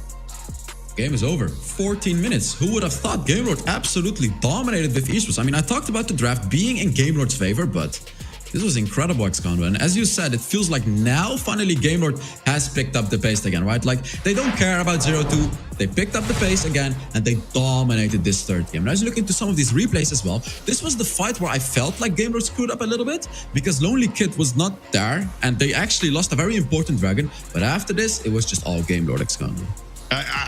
Gonna be honest with you, this whole game for me was Hest. Hester on the Rakan. You can see why this is getting banned against him. Just time after time after time. Beautiful setups on the engages, and just finding those initial windows for Game Lord to work with. You know, obviously Milup takes him down at the end here, but it's still team fights that Game Lord are just winning off the back of those Hest engages. Zeph, they're able to follow up, and Ruiz as well. Again, look at this. Again, look at this flash. This flash charm from Hester. Just so beautiful from him, and honestly, Viv not able to cope with that hard engage potential. I'm not entirely, I mean, even though Milup did well, I'm still not entirely certain what the Akali was supposed to be offering this game. But nonetheless, it is Game Lord of the much needed win, a necessary win in this series, Hells, because if they lost this, they were out of the competition. Yeah, definitely. And this is also what we talked about before. And I believe Stress mentioned this explicitly, that in these best of 5 games, it's much more different compared to the best of 3 games, right? If this was a best of 3, Viv would have just taken it. But now Game Lord seems to have picked up the pace with the draft. And now they're drafting very, very well. And if they can keep this up, they could do a reverse sweep. And that's the power of a best of 5, right? Like, if you have the stronger, more experienced team, sure, they may lose 1 or 2 games, but in the longer run, they have a much better chance, because if they pick up the draft, if they know what to ban, know what to pick, Game Lord may as well take this in a 3-2 victory, XCOM. Been praising Tyra's all series, but he did go 0-6-1 on the Lee Sin this time round. And I will caveat, I've never really seen Lee as a Tyra's pick. I think Lee is one of those picks that is kind of like, the skill expression of Lee really comes at the very high-end mechanical level. And I've always seen Tyra as more of like a good head for the game, rather than the kind of flashy play style of jungler. And I think for him, I feel he's much better suited to the likes of the Vi's and the Nunus and the Pantheons, where you don't need to think about as much about the players you're making, rather about how you're making it, or where you're making it, or why you're making it. And that's where I've always seen Tyra's strength. Not a great game for Viv, but they still have a huge lead in this series. They still only need one win from the next 2 games to secure themselves a spot in those finals. But Game Lord, that is what we expected to see from them from the very get-go, Hells, and they certainly proved that they still have what it takes to dominate a win from start to finish. Yeah, definitely. And this is going to make the next games even more interesting, right? Like, is Game Lord going to keep it up? Or is Viv Esports going to come with some crazy surprise picks as well? Because they kind of have to. Because now Game Lord figured them out, right? They kind of figured out how Viv Esports is winning these drafts constantly. And now Viv Esports needs to come with something new, right? You cannot put Sharks on Garen again. Like, sure, it's good, but Game Lord is going to have counters for it, like they had in this game. You have to come with some other picks. And it's going to be interesting to see how Viv Esports approaches the next drafts. Well, Chimo, let's take a look back before we move on to the next game at our play of the game from this particular one. And I think lots of really pivotal moments, but it has to be one of the, I think it really has to be that big Hester Zefter engage. Yeah, definitely. And I think it is. It's actually not. It's a different one. But yeah, here we can see Zefter doing a beautiful engage as well. But Redemption, by the way, he made a beautiful play. He used his ultimate to go back out. And then we see Ruiz diving in, getting that triple kill. And also the Stasis Madness that we like to talk about very early on with our nation. Stasis Enchant. And Ruiz survives as well. He dives a turret. He dives even under the second turret. Gets 3 kills, uses Stasis, and gets out. And no one dies from Game Lord. Brilliant team fights from them right there. Oh, absolutely. It was... From start to finish, I think Game Lord showed that the true potential of this team. And I think overall, they just need to do rinse and repeat in that. I think Viv needs to revisit the draft. I definitely think Rakan cannot be seen by Hester. He was far too influential. But also maybe you're thinking about, okay, good Ruiz Diana game. You know, that's a comfort pick for him. Do we need to think about that at any point in our pick and ban phase? So lots of questions, and I think Viv needs some answers heading into this 4th game of the series. We're going to go to a short break. When we're back, gearing up for another game in this best of 5.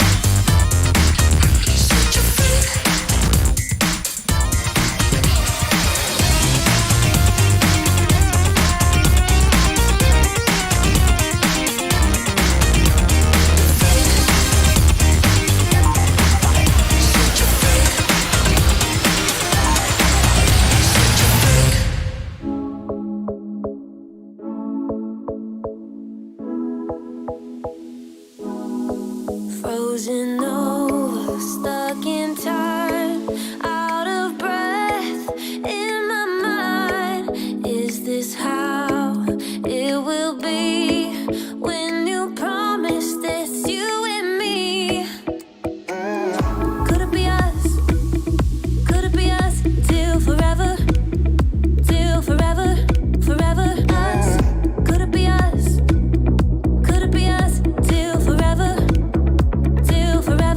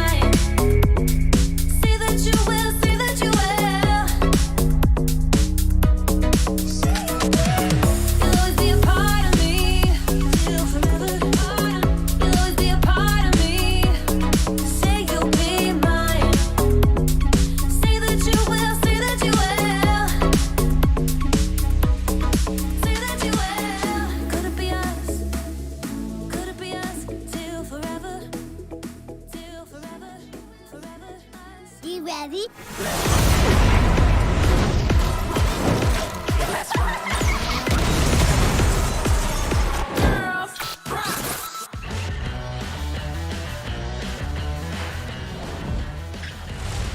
Welcome back, everybody, to the WREC. We're heading into our 4th game of the series. And I didn't think I'd be saying that after the first 2 games. I thought Viv really had this sewn up in a 3-0, but they now have to recoup because Game Lord showed what they are truly, truly capable of. With the right draft, with the right settings, in the right game, they can dominate from start to finish, and they did. I think it was very telling from the gold graph when you saw a very traditional, dominant game where you just saw it trickle down, trickle down, trickle down, trickle down in the favor of Game Lord, whereas our first 2 games, it's been whoop, whoop, whoop, whoop, all over the place, just based on who was taking the advantage at any moment in the game. But it's now a big ask, I think, if you are... there's a couple of tweets. There's no way Game Lord can come back now, right? Well, Stu, I know you've been having internet issues, but I tell you what, the potential is. 2 games is all they need to win to get themselves back into the finals versus RICS. Well, congrats winning on playoffs, guys, Viv. There's no way that Game Lord can come back from a 0-2. The classic curse tweet.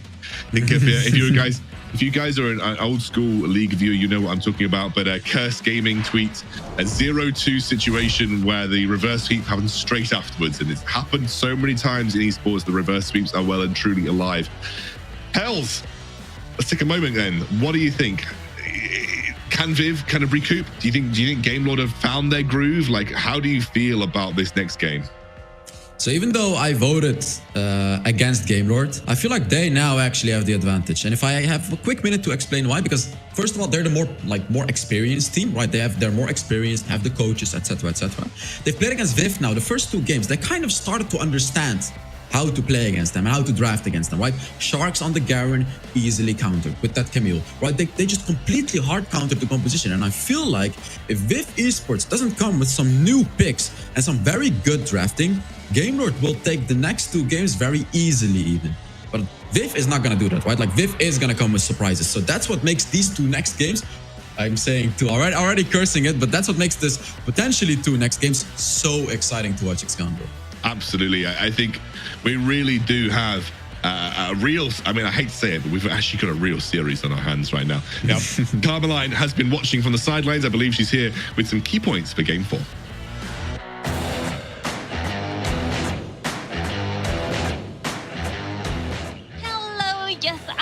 Here. And of course, the first thing we need to talk about is something that you guys have been mentioning quite a lot in these past few games, which is the vision. Vision wins games, Warden wins games, and we are used to maybe teams like Formulation Gaming, who used to do like a beautiful Christmas tree there in the river area, but today we are going to have a little bit of different situation where Viv is actually taking the lead in this case, and Game Lord has been kind of being carried by that, so hopefully we'll see them step out the game when it comes to the vision, because once again it's really important. Now the second thing I want to talk about is equally important here, and it's how the battles are what makes up a war. A war is not just something that you win by winning one thing. You need to keep it consistency. You need to keep it consistent in order to win it. And Viv has shown a little bit of weakness in this case. So Game Lord has many chances of taking away the next game. And again, Cast has curse, but you know what? At this point, I don't care. And finally, of course, we'll have to talk about one of the players that for me has been the star of this game, who will be Riz. Riz has finally awakened. The Riz that we know from Team Kezo, the Riz that we've been seeing playing for Game Lord, had been sleeping for these past 2 games. It seemed like he was not doing much. He was even losing, kind of fading at times. But hey, he's come back better than ever. So hopefully we'll see him taking at least one more game out of Viv to get to that best of 5 series. So for now, these are my key points. So thank you very much, and I'll see you later, you guys. Back to casters. Thank you so much, Carmeline. And yeah, I agree. Ruiz did come online a little bit in that game. I do think off the back of Hester, though, Hester was unbelievable on the Rakan. I think a lot is going to be told in this pick and ban phase when we get into it. Guys, who will win? Who will win? Is that vote going to get flippy-floppied? Is it still a Viv favored Twitch chat, or are we going to see things shift up on the next vote? That's what I'm kind of interested in. Public sentiment. generally tends to go against the game so far. Every time they've voted Game Lord, it's been Viv. Every time they've voted Viv, it's been Game Lord. So guys, just so you know, whoever you vote is you're clearly cursing them. Pick and bans, hells. Let's see where we are. Oh. I'm gonna make sure my chin. I don't want to ban my chin again, so I'm just gonna make sure I'm not getting my chin banned away. All right, man. This is gonna be probably the most interesting draft we have ever seen in this whole series, besides the one that we're gonna see in the grand finals. But this is gonna be amazing.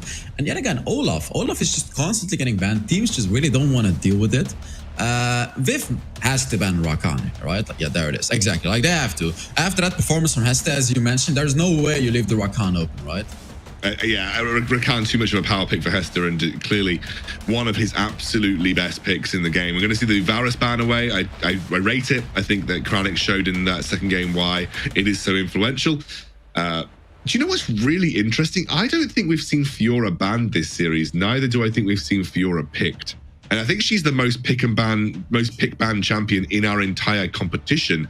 Yeah, these two teams don't really care for her, which is super interesting because I really thought that Fiora would be seeing a little more priority here. Yeah, definitely. And honestly, I wouldn't be able to answer you to why. It just seems like both these teams don't like to play Fiora. I mean, we saw in the recent games, right? Like, Fiora is not that strong as we thought. She had a 100% pick and ban rate, but she doesn't seem that strong. Like, the meta is constantly shifting around, especially in EU right now. And like it just doesn't feel that strong anymore, right? Ziggs wasn't a priority pick in the beginning. Now he's an insta ban. Same with Rakan, wasn't always a priority pick. Now it's an insta ban. And Camille ban makes sense from Viv Esports.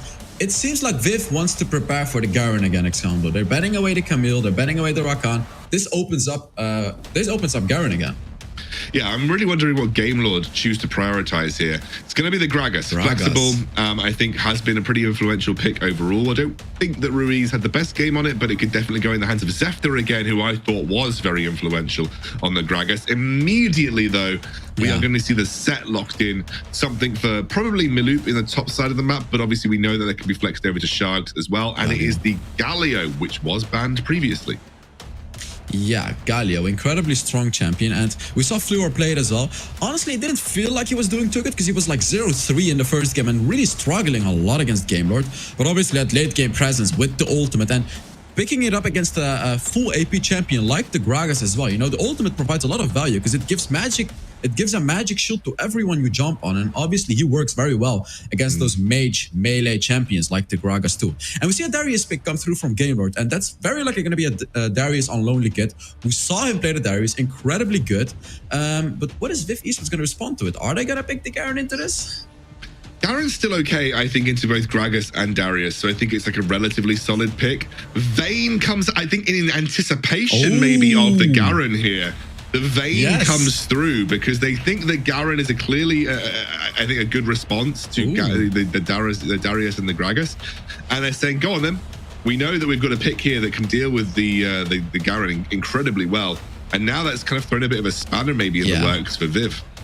No way, yeah, exactly. No way they pick Garen anymore, but I feel it's a bit dangerous to pick that Vayne very early on. We talked about Game Lord doing a really good draft in the third game, but picking Vayne up as your third champion, and sure, Vayne is good against Set, and Vayne can struggle a little bit against Galio, even though Galio is a melee champion, but Orianna, that's one of those champions that can very easily deal with the Vayne.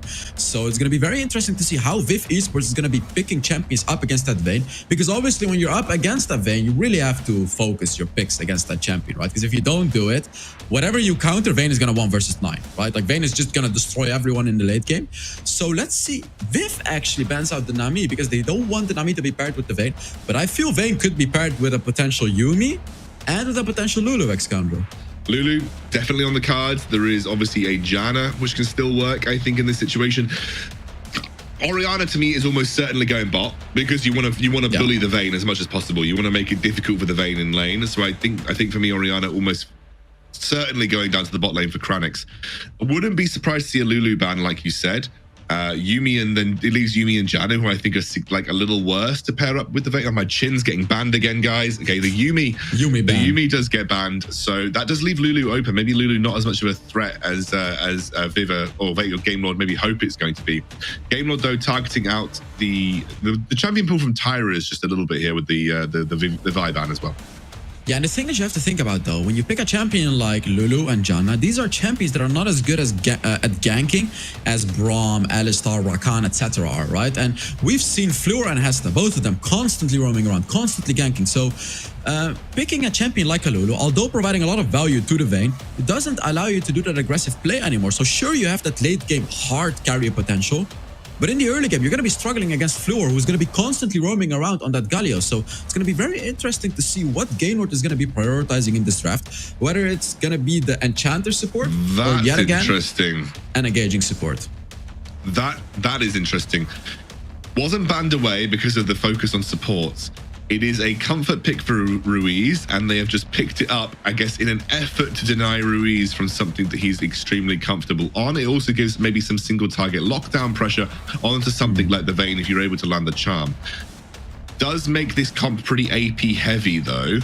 So Zed comes through as an immediate response. That was banned as well previously. So Zed is there. And now we're looking, I think, just for Hesta, who might go for something, like you said, like the Lulu in this situation. Though I think you lose lane really hard to the Orianna if you're Lulu Vayne. So you just have to be a little careful in your sort of early laning phase, I'd say. I really dislike the Zed pick. I personally really dislike it because when you pick Zed up against Ahri can charm you when you ult. Yeah, there it is. We see like no Enchanter support. He goes for the Alistar anyways. But talking about the Zed, not good against Set because Set is good against burst damage. He just uses his second ability and destroys the Zed as well. Then Galio as well uses his second ability, reduces the damage. Orianna has a shield and then she's gonna have stasis as well. I don't see the idea behind the Zed right here from Gamelord. Sure, Zed can roam around and get some kills, get the Vayne into the late game, but it's going to be interesting to see how he plays it out against those champions that generally tend to do pretty well. Oh, and we see another Kha'Zix pick, Scoundrel. Oh, that is interesting. You don't quite have the same kind of separating comp that you had previously, but Tyra's just comfortable to go on to the Kha'Zix in this situation, maybe thinking there's going to be a bit more like split comps, maybe just thinking that if I could just get my hands on Vayne, then I've done my job. Interesting builds and comps here from both sides. Gamelord with, I felt like a really good start of the draft. I agree that Zed does come out as a little interesting in this scenario. And then Viv have just gone for a strong team fighting comp once more with, I assume that's going to be Galio support alongside the Orianna as well. So what do you make? Who do you think has the edge in this fourth game here then, Hells? So yeah, I talked about being unpredictable in draft, and I feel like Viv did a great job. So I'm gonna be going with Viv this time. Last time I went for Gamelord, but I feel like Viv has the better draft right here, Xcander. Just think the Orianna might be a pain point for Gamelord if they can't isolate her easily as the game progresses. But of course, when you've got a Vayne, you always have a single win condition attached to a champion. So of course, Vayne can definitely prove to be a problem for Tyre Viv as they go through. But of course, Viv now coming off the back of a loss, need to reset, need to come back into this game with fresh minds, fresh faces, and try and take Gamelord on, because Viv are just this close from booking their place in the grand final versus WREC's GG. Otherwise, you might see Gamelord with a reverse sweep on their hands, going into a fifth game of the series where everything is level and we are down to an essential best of one to get through to those finals. Has been an amazing series so far, Hells. I'm very excited to see how this could potentially turn out as we head into game 4 of Gamelord versus Viv. Never thought I'd be staring down a potential full game series between these two teams. I really felt like Gamelord were going to come in as the favorites, but Viv have shown everyone what they're made of. Even if they end up losing, I think most people will start to have Viv as a very high priority in terms of stock when it comes to European Wild Rift teams. Yeah, definitely. And we talked about the Zed, but it's Ruiz on Zed, right? That's a bit different than your average Zed because Ruiz is the best Zed that I've ever seen, right? He's going to make it work. Regardless of what he's against, he's just going to make it work. It's basically the same as Vegas, right? He's played Zed against those rough competitions as well. 50-50, by the way, Xcandle. Oh my God. Chat can't curse because there is literally no curse now. So chat has not cursed. Yeah, good job, chat. Now we can actually watch and enjoy the game. We don't know who's actually going to win because it's a 50-50. And right here, Viv Esports has to win this bot lane, right? They have the Galio with the first ability poking. They have the Orianna. There we see, right? Like, this is exactly how Viv can play out this lane. But we haven't engaged. Oh, they're going in. That's the exhaust already onto the Vayne. Flora's taking a little bit of damage here. Kranich doing what he can to try and zone away. Sharks up against Ruiz in this mid lane too, and of course Ruiz knows everything there is to know about Ahri, so Exactly. That's the only danger that you have against the Vayne, right? Like I said, Viv Esports is supposed to win this bot lane because they have more pressure. But then that's the problem that you have. The condemn ability from Vayne, stunning you against that wall for 1.5 seconds, that can win the fight at any time of the game. And it only gets stronger and stronger and stronger later on we get into this game. As Xcandro mentioned, in the late game, you have a single win condition just in one champion, which is the Vayne. And Redemption is one of those players that can definitely pull it off. And yeah, Ruiz playing a bit in the backhand, but obviously that's what happens against an Ahri. But no real major aggression yet, Xcandro. No, keeping it quite chill for the time being here. I think both teams realizing what is at stake in this series, a chance to get into the grand finals of the WREC. And that'll be up against WREC tomorrow, best of 5 as well. Milup gets pulled in by Zefta here. Zefta actually going to force the flash from Milup very early on, despite the fact that we did have Fleur waiting in the wings, but he was a little lower in level, realized that maybe it was not the fight to take. Yeah, Fleur was ready indeed, but Milup still didn't want to take that fight. And right now, I feel like Fleur is going to be getting behind because he rotated and he didn't get anything rotating. He's still rotating, by the way. The danger of roaming around like Fleur is doing, if you don't get a kill or an assist out of it, you're going to be getting behind of the enemy support if he stays in lane, which Heste did. And as we can see, Heste did reach level 4 much faster than Fleur, but Fleur, oh, they're both looking for something. They're both. Hester is shown on a ward and Fleur is not. So the element of surprise technically with Fleur there, but not going to come away with anything. And as you mentioned, he's just going to roam back down towards the bottom side of the map. Probably not too bothered because it is accelerating the Orianna. The more he's out of lane, the more so... Oh, there's a pause. We have not had a pause all series. Maybe just going to wait for him. I would imagine like a bit of lag or something. Players just need to make sure that they are 100% in the driving seat for this series. Yeah, definitely. And very likely there is lag or something. And I'm sure we'll hear very soon what's happening. Yeah, it's great that a game can get paused, right? Like if a team gets some issues or some trouble with some lag or etc., they just pause the game until it gets resolved so we can get a fair and square match. So, yeah, I like it. But looks like we should be... we're just resetting the game, apparently. We've got a bit of a problem. There might have been a lag, I think. So just going to get themselves back into games so they're ready to play. And you're right. You know, when we have a game of this level of stakes, you just need to make sure you're in the right headspace. Your game is playing exactly how you want it. Even the slightest bit of MS change can kind of put you off kilter. And for this kind of level of play, you don't want to let that happen. So been relatively even in the early game here. Obviously, both teams have scaling elements. Let's talk about what we're expecting to see over the next few minutes. I mean, obviously, neither team are particularly super strong team fighters at the start of the game. So what do you reckon we're going to see around objectives? Who do you think is going to have more of that sort of drive to go and start up the Dragon, for instance? I feel it's a bit hard, but I still feel Viv is going to go for the Dragons because they have the Galio. Galio is incredibly powerful during those Dragon fights with that big ultimate. And still, Orianna, still has a lot of team fighting presence, although not as much in the early game because she doesn't really deal that much damage. But I still feel Viv Esports may come on top in the early game. But I believe we're going to be getting into the game yet again. And I'm hoping for a bit more action in the beginning.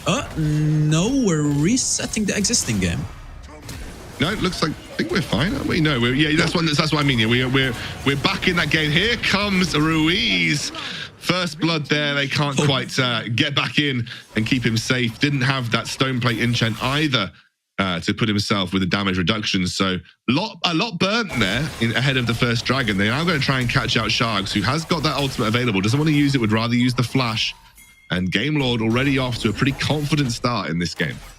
And then you have to ask yourself, right, was that really worth it? Because they did use Zefta's ultimate, which is the Gragas ultimate, and then Ruiz's ultimate, which is the Zed ultimate. Sure, they got a kill on the Galio, which is the support of Viv, but is that worth? Because if a fight happens now, Game Lord is going to be missing 2 very important ultimates, Xcandro.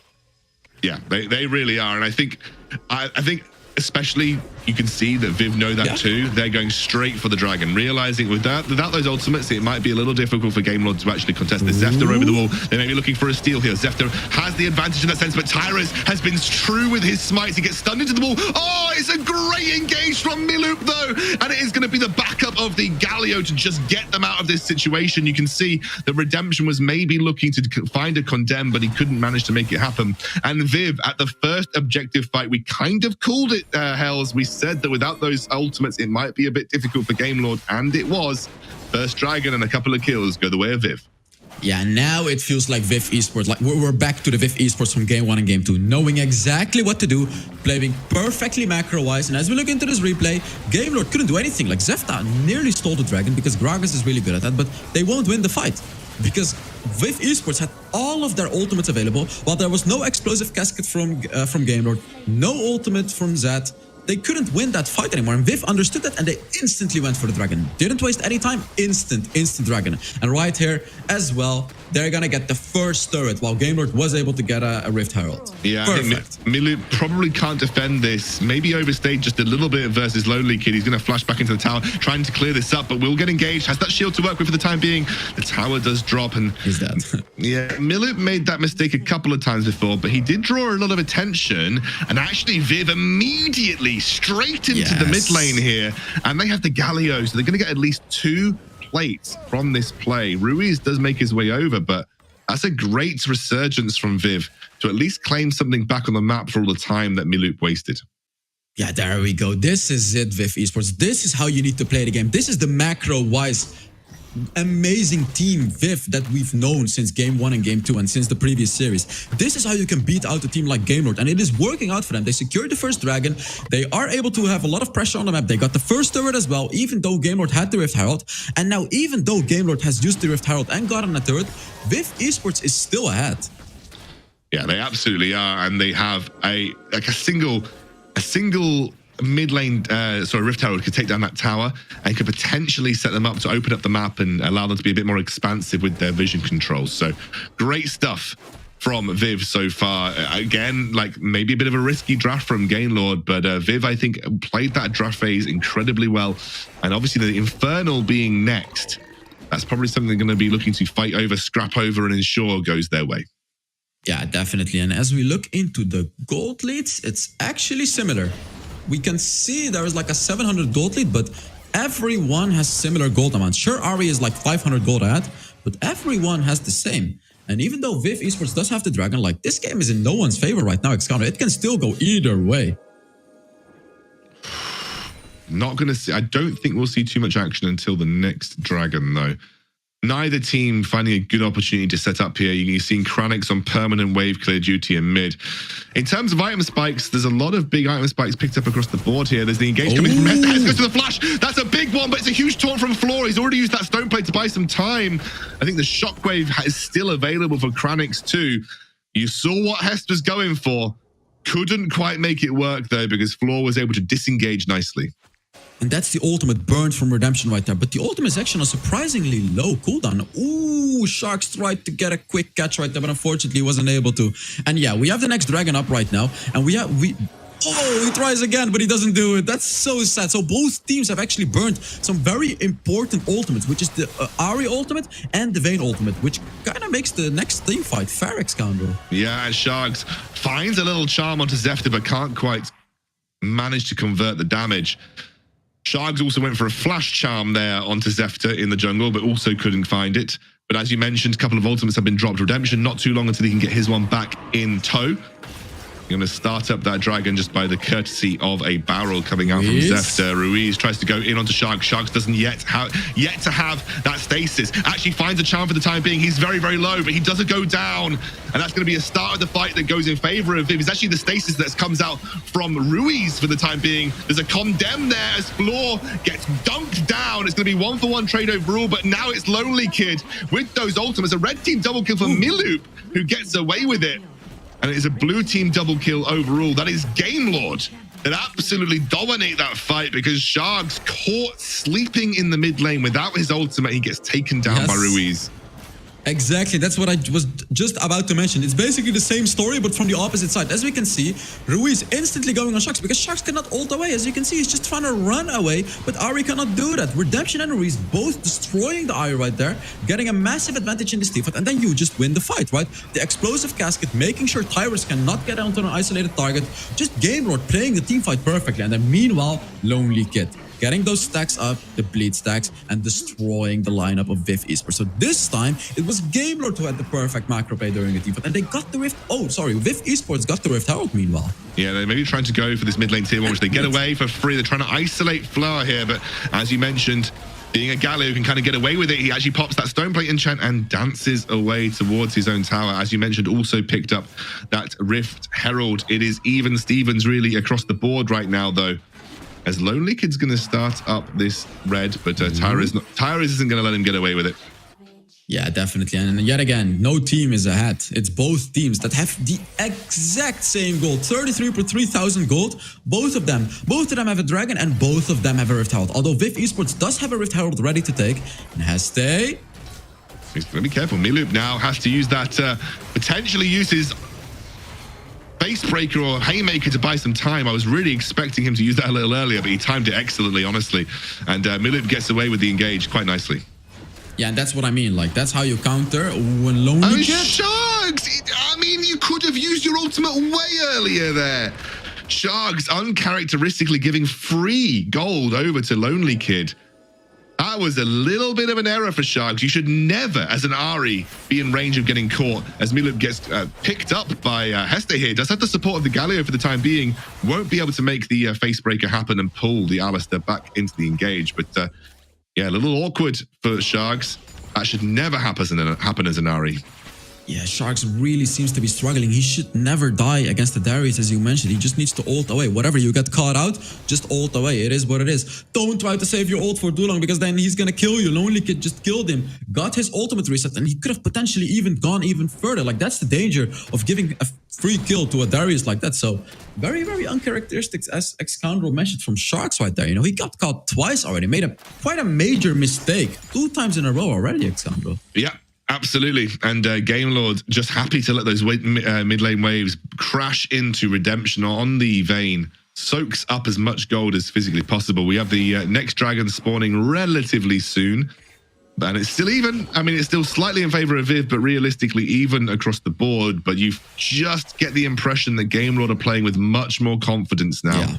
They're playing like their old self. And that is a little worry if you're a Viv fan.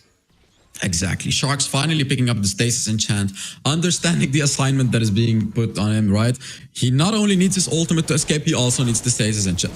So in the next fights, very likely we're going to see Sharks play it a little better, especially with the stasis enchant, making sure he doesn't die early on. And hopefully for Viv Esports, Cryonix gets enough time to build up those Conqueror stacks and hard carry the team fight. Of course, this early on in the game, yet again, Orianna just doesn't do that much damage yet. And she doesn't have that incredible hard carry potential. She really needs her teammates. So Sharks is going to have to put some work on that early game Ahri right now, Xcoundrel. Yeah, I think he needs to be actually doing something relevant in these fights right now, because at the moment he's just kind of stuck on clearing waves versus Darius duty, and Lonely Kid to me is the scary one. He's the wild card that you've got to look towards in these team fights. Like, he gets the stacks up, he's going to start dunking for half HP over and over and over again. And he's in a great spot in this game, is Lonely Kid. And the more time that Darius buys you, the more time you have for Vayne to become the monster that she is. Going to see the Rift Herald dropped on the top side of the map here. Yeah. Just in time for the next dragon, which of course Lonely Kid is backing off for. Exactly, it's mostly about the dragon, right? Like, they just put down the Rift Herald, make sure they have some pressure on the top lane turret. Should be a free top lane turret with the Rift Herald. Yeah, he will be dashing into it. And Viv Esports does have the mid lane turret, by the way, Xcoundrel. They have the advantage of having the mid lane turret. So even though Game Lord seems to be having somewhat of an advantage, Viv Esports has the Rift Herald on the top lane. Rift Herald may even push it further, but Game Lord has the vision advantage.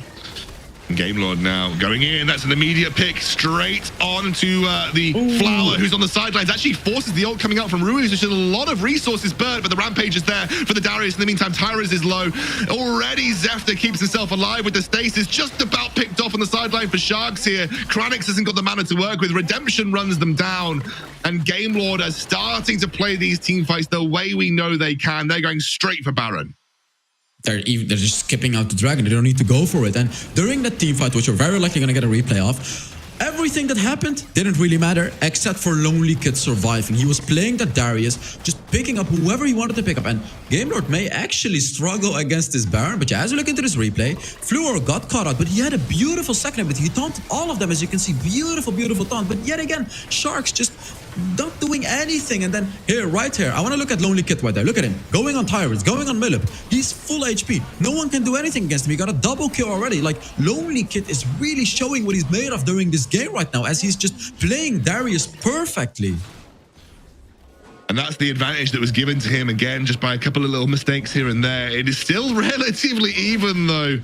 We are looking at a game that is only about 2,000, 1,000 gold in favor of Gamelord at this stage in the game. However, the Baron picked up. That is enough for them to maybe start making some work happen on the side of the map.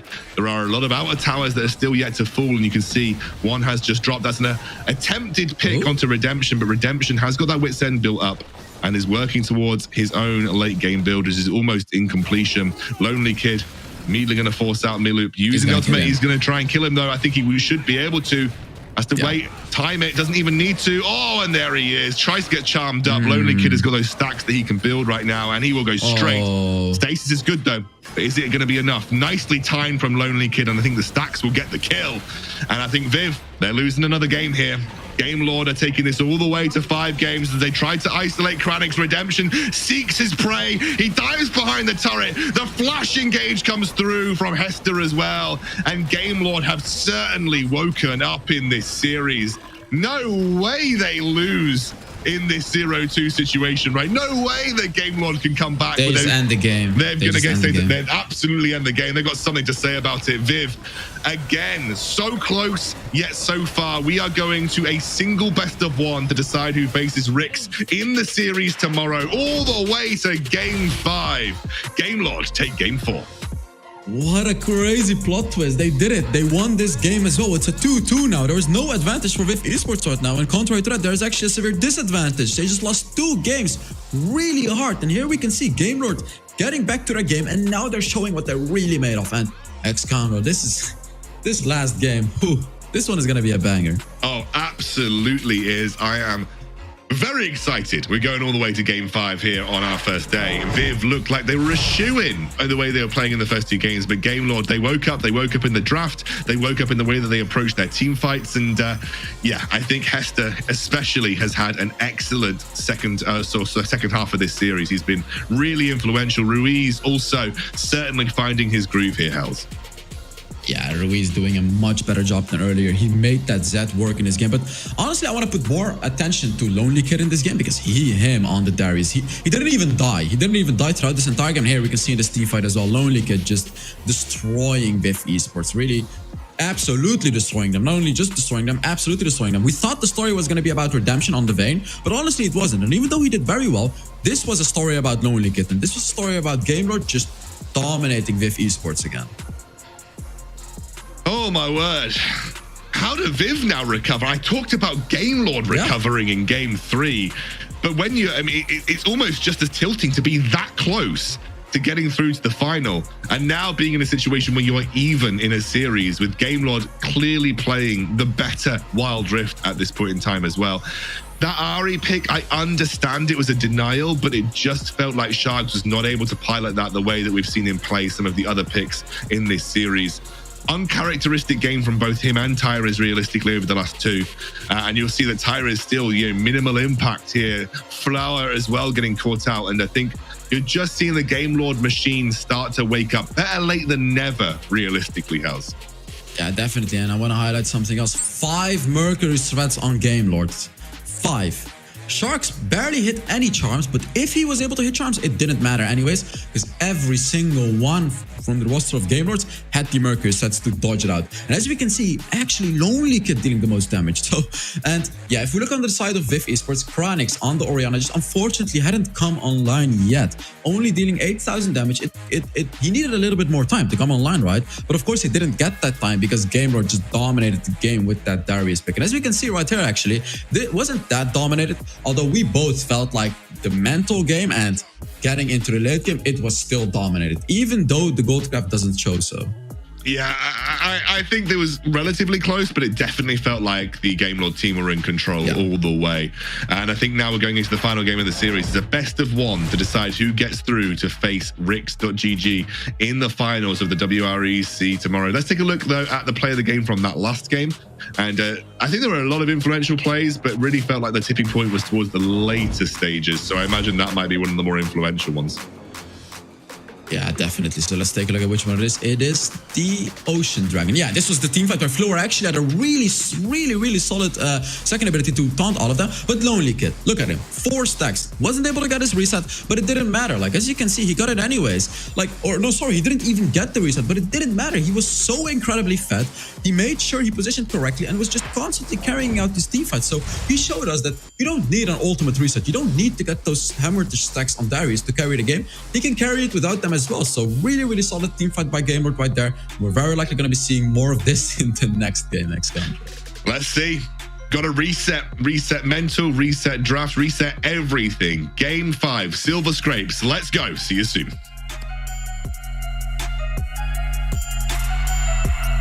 I think anyway. I was ahead.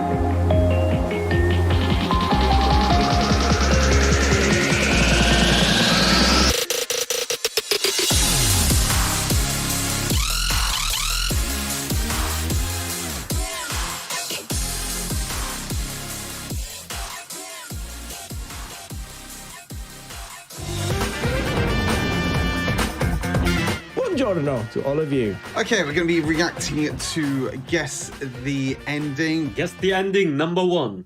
Yani çalmayı mı? Savaş dönmez burada. An interesting dragon exchange. Harry Potter. I know this guy. He's top 1 Camille. Okay, option number 1, Camille steals the drake and dies. Second option, Camille steals the drake and survives. Camille fails to jump. And the Ziggs steals the drake with ultimate. So Number 4 is most likely. Camille gets the Drake and survives. I think Camille's going to steal the dragon, but she's probably going to die, I think. I'm gonna say Camille steals dragon and survives. Number 2. Let's go. Does the flash? Yeah, he can do it. Okay, Drake's low. Going in. Jumping in. She steals the dragon. Is he gonna die? No, he's dying. She didn't survive. She died. Unlucky. Never mind. Vale, vamos con Brasil. Guess number 2. A gente vê, né? O Cruzeiro já dando um pouquinho mais as caras, sendo um pouquinho mais. Camille escapes. Camille double kills. Set kills Camille. Minion kill Camille. Wait. Uf. Minions kill Camille, va, opción 4. Me la juego. Camille escaping is most likely. I feel like Seth kills Camille because Lee Sin can just kick her in, right? So I'm going to say that Camille will just escape. I'll trust Leonhard here, and I say that Camille escapes. I think Seth kills Camille. Lisa is gonna kick her back. Number 3 is my guess. O Cruzeiro já dando um Come on. Make me proud. Get out. Oh, really nice kick, actually. Hey, I told you the kick. Madre mía, ulti de Seth. 1. No. That kills her. Fog. Okay. Set kills Camille. And I was wrong. So wrong. 5 heads. 结果没有，发现位置有一点点尴尬，因为戴安娜也到了猛大，黄牌在手。 So this is the Southeasian one. It's a 4v2 situation, so at this point, oh my god. Uf, aquí puede pasar de todo. Supposed to fake double kill, Diana double kill. No one dies or the blue team dies. I mean, Diana wasted her ultimate. It would be... Maybe she gets 1 kill. I'm gonna go number 3. No one dies. Twisted Fate gets a double kill? I mean... I know, like, diving fresh is a bad idea. I think it's no one dies. I would think that probably Twisted Fate will get a double kill. No muere nadie, va. Esto pasa a veces, ¿eh? El sudeste asiático se parte la cara y no muere nadie. 发现位置有一点点尴尬，因为戴安娜也到了猛大。 Yellow card. Oh, they're diving real deep. Oh no, they want her. Yumi's gonna... Okay, Yumi died. Thresh got 1 kill, it seems like. Oh no. Oh no. Qué buena 3, ¿eh? Okay, Thresh is just insane, I guess. Oh, don't tell me they're all dying. Oh, the whole team died, bro. Come on. Come on. Bueno, ha estado muy buena la jugada, ¿eh? I was actually right? I was actually right. You ready?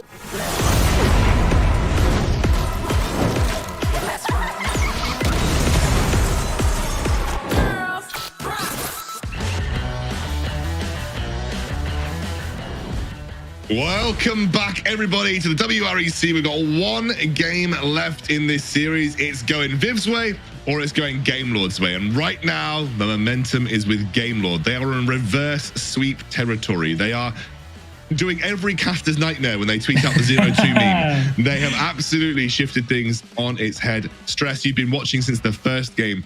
Can you quite believe we've hit this stage? No, I mean, I hit him with the classic. You mentioned the legacy of that in PC League with the no chance of coming back from that 0-2. I mean, the thing is, for me, Miller and Lonely Kid and Hester have kind of come into the game like we expect out of Game Lord. I know that you mentioned it in the previous game. The Camille in Game 3 was really good. Hester's getting the engages like they need, and that's the best that Game Lord look is when those 2 players are working in the right page. That's when Game Lord are doing it. So at this point, momentum's hard to break, and Game Lord have 2 games on the bounce, and Viv are going to have to kind of like come with something very different, I think, to be able to break that top and support synergy. Feels like they have been targeting Tyras a little in the draft, but of course we will take a little bit more a look at that when we get towards that draft phase. Let's take a listen to Carmeline, though, who's on the sidelines with some key points for our final game of the series.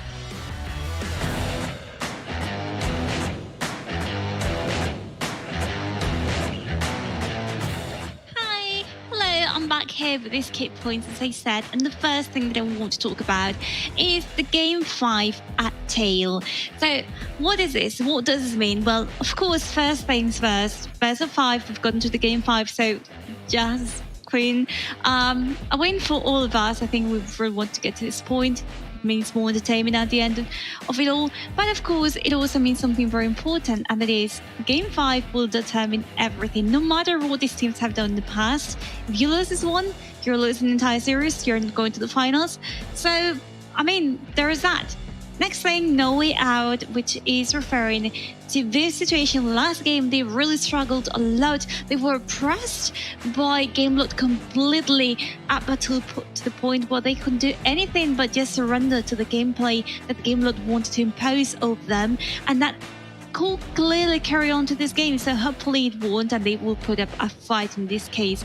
And lastly but not least, we need to talk about Zed, a pick that our casters didn't like in the last game, but honestly, Ruiz did a really good job at it. So I'm hoping to see more of it, more of this champion, but it's likely to be banned.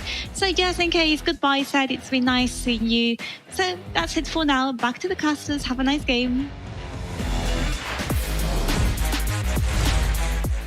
Thank you so much, Cameline. We are heading into our final game, guaranteed final game of the series here between Viv and Gamelord. Stress, you were here at the start, you're here at the end. We have a couple of tweets. This is one of yours. It's all she wrote, never fails. We're going to game 5. And I think that's based off the tweet that you made earlier where you said there's no way that Gamelord come back from a 0-2 deficit, and they certainly have made it. And for the mean to truly live to its potential, they have to win here. And I think they're certainly with the momentum right now, which definitely helps, I think, when it comes to these long series. Yeah, and that's the thing with the draft is we've seen a couple of games where Ruiz has been focused out, and then we get a game 4 where the Zed gets left through. And the thing is, even though, you know, we see these signature picks, the important thing is like it gave Ruiz a pick that he can kind of settle on. Because game 1, he had that Valkyrie under tower that he tweeted that he was lagging about. But lag or no, that's a mistake that is uncharacteristic from a player like Ruiz. Like we saw game 1 and 2 look very rough there. So they really need to get him on these comfort picks. And finding a pick like Zed, the other one that I look towards that probably won't get banned would be the likes of a Fizz that he can play in that kind of Zed matchup if he ends up in a 1 versus 1. There's a lot there for Ruiz, and as long as that happens and the rest of the team from Gamelord continue how they've been playing, I think Gamelord should be able to hold this through. I think Viv have kind of been overreaching a little bit in the last couple of games. Maybe Viv have been found out a little bit. They had a couple of really, like 2 really quick punches at the start. Yeah. And just like, you know, Tyson Fury-esque, Gamelord's gone, and now I figured out what's going on. Sorry, but you know, if you're not into boxing, I don't blame you. I'm into combat sports, not Tyson Fury fan though, so I'll leave it at that. I'm in line. I'm in line with your thinking, but still, great box. Can't deny, great boxer.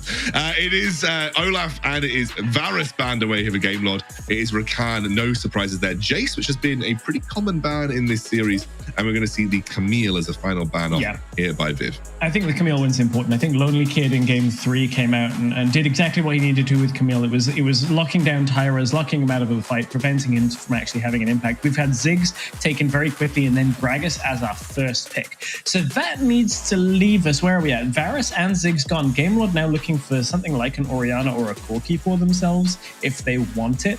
I don't think the Corki has been as good for redemption as it has in the past weeks, so I wouldn't mind seeing them go towards the likes of an Orianna. Ooh, they are going Vayne again. Straight away, they feel comfortable. They're going Vayne. They also know that the Gragas Galio combo that unlocks the Kha'Zix a little more in these fights is now off the table. So feeling a bit more comfortable just straight up drafting Vayne. It feels like a very bold pick, especially with Vi on the table for Tyra's usually getting banned in the second phase of those bans, but Tyra's going to get himself onto something that he's always felt comfortable on, which will be that Vi pick, and now we're going to see another slot in here for the Viv roster. It doesn't feel like this is a great Garen game, so we're probably looking at either a support pickup here, that's something that Floor is comfortable on, or maybe something to respond to the Vayne. Corki is available for Kranix, for instance. Corki's available. I wouldn't even mind if this was Team Dark playing or one of our other teams. I wouldn't even mind them looking towards something like a Seraphine Ashe bottom lane, which is like a little bit cheesy, but it just like essentially says you can't outdamage us in the late game. Vayne won't be secure. We'll get a lot of crowd control, but I don't think Viv have really shown us that type of playstyle going that heavily towards utility in the bottom lane. So it's going to be set picked up likely for support since Gragas and Vi are already locked in. Could obviously be top lane. Gragas does flex well, but Darius has been picked up on the side of Lonely Kid. We know that that's going to go towards the top lane of Gamelord, and now we get the bans towards bottom lane. We've already seen Varus go, Ziggs go, Orianna go. That's 3 big tier picks now with that Vayne picked up already from Gamelord. it feels like a Corki is the final ban here for Game Lord, and suddenly you've kind of put Kranix in a tough scenario. I love the Alistair ban here. I think a lot of people are expecting that Ruiz, being so comfortable on Galio, it would just take the Galio for himself in mid lane. Love the Darius, by the way. You already see 3 melees. You already know there is value to be had for Darius in team fights. And so, you know, Lonely Kid was such a banger first game. Very likely going to be going into a set in Milup's set on the top side of the map. So there's a matchup that he's already comfortable in, and I think just looking pretty strong right now is the Akali ban. That is interesting to me. The Akali ban coming out from Game Lord, which does leave open something like the Corki should they want it. Viv have one more ban left to go here. Maybe another support that could be like just an enchanter that is good, like the what would you say, like the Yuumi is a good one. Obviously there is still the Nami available. Yeah, there is also the Lulu, there is also the if you really want to go down the sort of the span of the Janna, so plenty of good enchanters still available for the Vayne.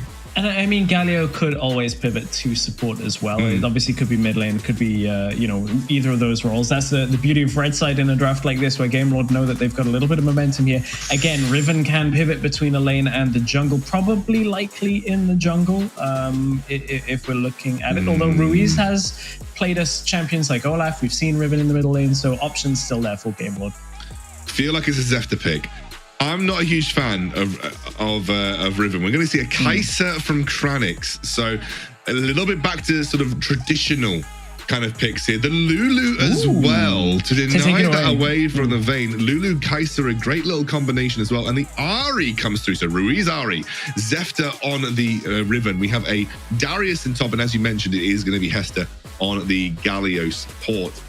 This is a wild draft to end things out here between these two teams. Yeah, and I'm looking at the Viv side of things. You have basically one gear, and that's Vi ults the Vayne. Kai'Sa comes in with the ultimate as well. You initially delete the Vayne and hope that you've got enough damage on the rest of the team fight to kind of tidy things up. There's a lot of damage threats on Game Lord though. This comp's really good at blowing up one single target and then sticking around in a fight, but when Game Lord are bringing a Darius and a Riven and an Ahri, like lots and lots of things, Vi only has one ultimate, so those really have to stick on. They have to try and get redemption as far behind as possible, or this Vayne will end up scaling very well in the late game. Obviously Kai'Sa does too, but Vayne I think widely regarded as the best scaling marksman. Absolutely, yeah, and I think one of the problems that you're going to run into if you're Viv this game is that the Darius is going to be a blocker for you. You need to kill him, but he's got so much value on the front line that he could just absorb from. Now, I will say, I do think that help picks can be used offensively rather than just straight on the Kai'Sa to potentially alleviate that problem in the right scenarios, but I do think that, there is going to be this issue for Viv where they have to break through that front line, and that front line's quite beefy just by the virtue of being good into melee comps, and that's going to be a problem, I think, for Viv as this game scales up. But a very, very spicy draft to get us into our final game of the series, Stress. Yeah, for a game 5, this is one where we're like, okay, we're going back to late game scaling marksman. We're away from the mages, we're away from the, perhaps a more newfangled meta, however you want to say it, but we're Vayne versus Kai'Sa, looking for that late game scaling if we end up getting there. Both of these teams have actually been pretty good about shutting games out quite quickly. So Viv versus Game Lord, 1 game left to determine who's going to face Rix in the grand finals tomorrow. Oh my word. Milup has to make sure that he doesn't give too much away on that top side of the map. I think that's going to be an area that they've been exploited in quite frequently. It's almost 50-50. Game Lord sneaking it out by 1% right now. Floor and Kranix just trying to be as aggressive as possible into this bot lane. This problem with Lulu, even though she's very good offensively, she does take a ton of damage in response. So always have to be a little careful playing those Lulu lanes. Sharg's also on his Gragas. I think probably the best Gragas performer in the series next to Zephyr. So he's on comfort. He's on comfort as well, Yeah, agreed. I think Shargus is the best mid lane Gragas we've seen, just in general. He's had a few standout performances. They play like Gragas, Janna, a whole bunch. Mid lane is going to help push out mid lane. Jungler is going to help push out mid lane. Don't think it's going to result in a fight. It's a little bit early on in this exchange. Everyone's too healthy. This is mostly just a wave clearing thing, which allows Lonely Kid to know he's got the room to utilize some of the laning presence of Darius and try and push Miller back in the lane. But I think very, very tentative start to this game. Zephyr and Tyra are still in mid lane, and now we've got a support roaming up. Please don't ARAM in a final game. That is going to be Zefta taking damage, Riven with the mobility to get out. They'll split the crabs, take one on the bottom side, and I mean, Viv are trying to contest here. They can get there in time. They can, and they've actually rotated Kranix up as well because Vayne has got a wave right outside her turret. Does hopefully get smited by Tyras there, which will give us a double scuttle start for Viv at this all-important game. I'm a little worried about the positioning for Kranix. He doesn't get closed in on those, so he's able to get back towards that bot lane and soak up the wave nicely. There's just been a strength of Viv, in my opinion. Mid lane prio into double crabs early on. That has been one of the strengths from them this series. So good to see them continue where they've been doing well. Yeah, are we utilizing what's worked well for them a few times? I would say that, like, Game Lords, what's worked well for them is getting Lonely Kid active in the game and making sure that he has, like, presence in the early game fights. There was a one game, I think it was game 3, where even though they won that game, he was late to the fight on Camille. And I think that was just a bad look for Game Lord, where, again, they were just, like, over-committing to fights 4v5. That's what they need to avoid, because this composition, if you do that, the Vi jumps in, the Kai'Sa jumps in, the damage falls off, and Game Lord will get tidied up quite quickly if they're not all there at the same time. Completely agree. And I think as well, we're always talking about where these games are going to be cracked open. Like, at what point in the game are we going to see things start to unravel for either side? And of course, you know, a lot of the talk is around objective fights here. Both teams have very, very comfortable first objective fights, just stopping Redemption from going back. That's the second time Flo's done this. He's walked into lane and just gone, oh, I'm just going to stop you. He's going to do it again. Shields himself. Does he even need it? Nope. They brought Hester across, but you're talking about objective control and fights in the early game.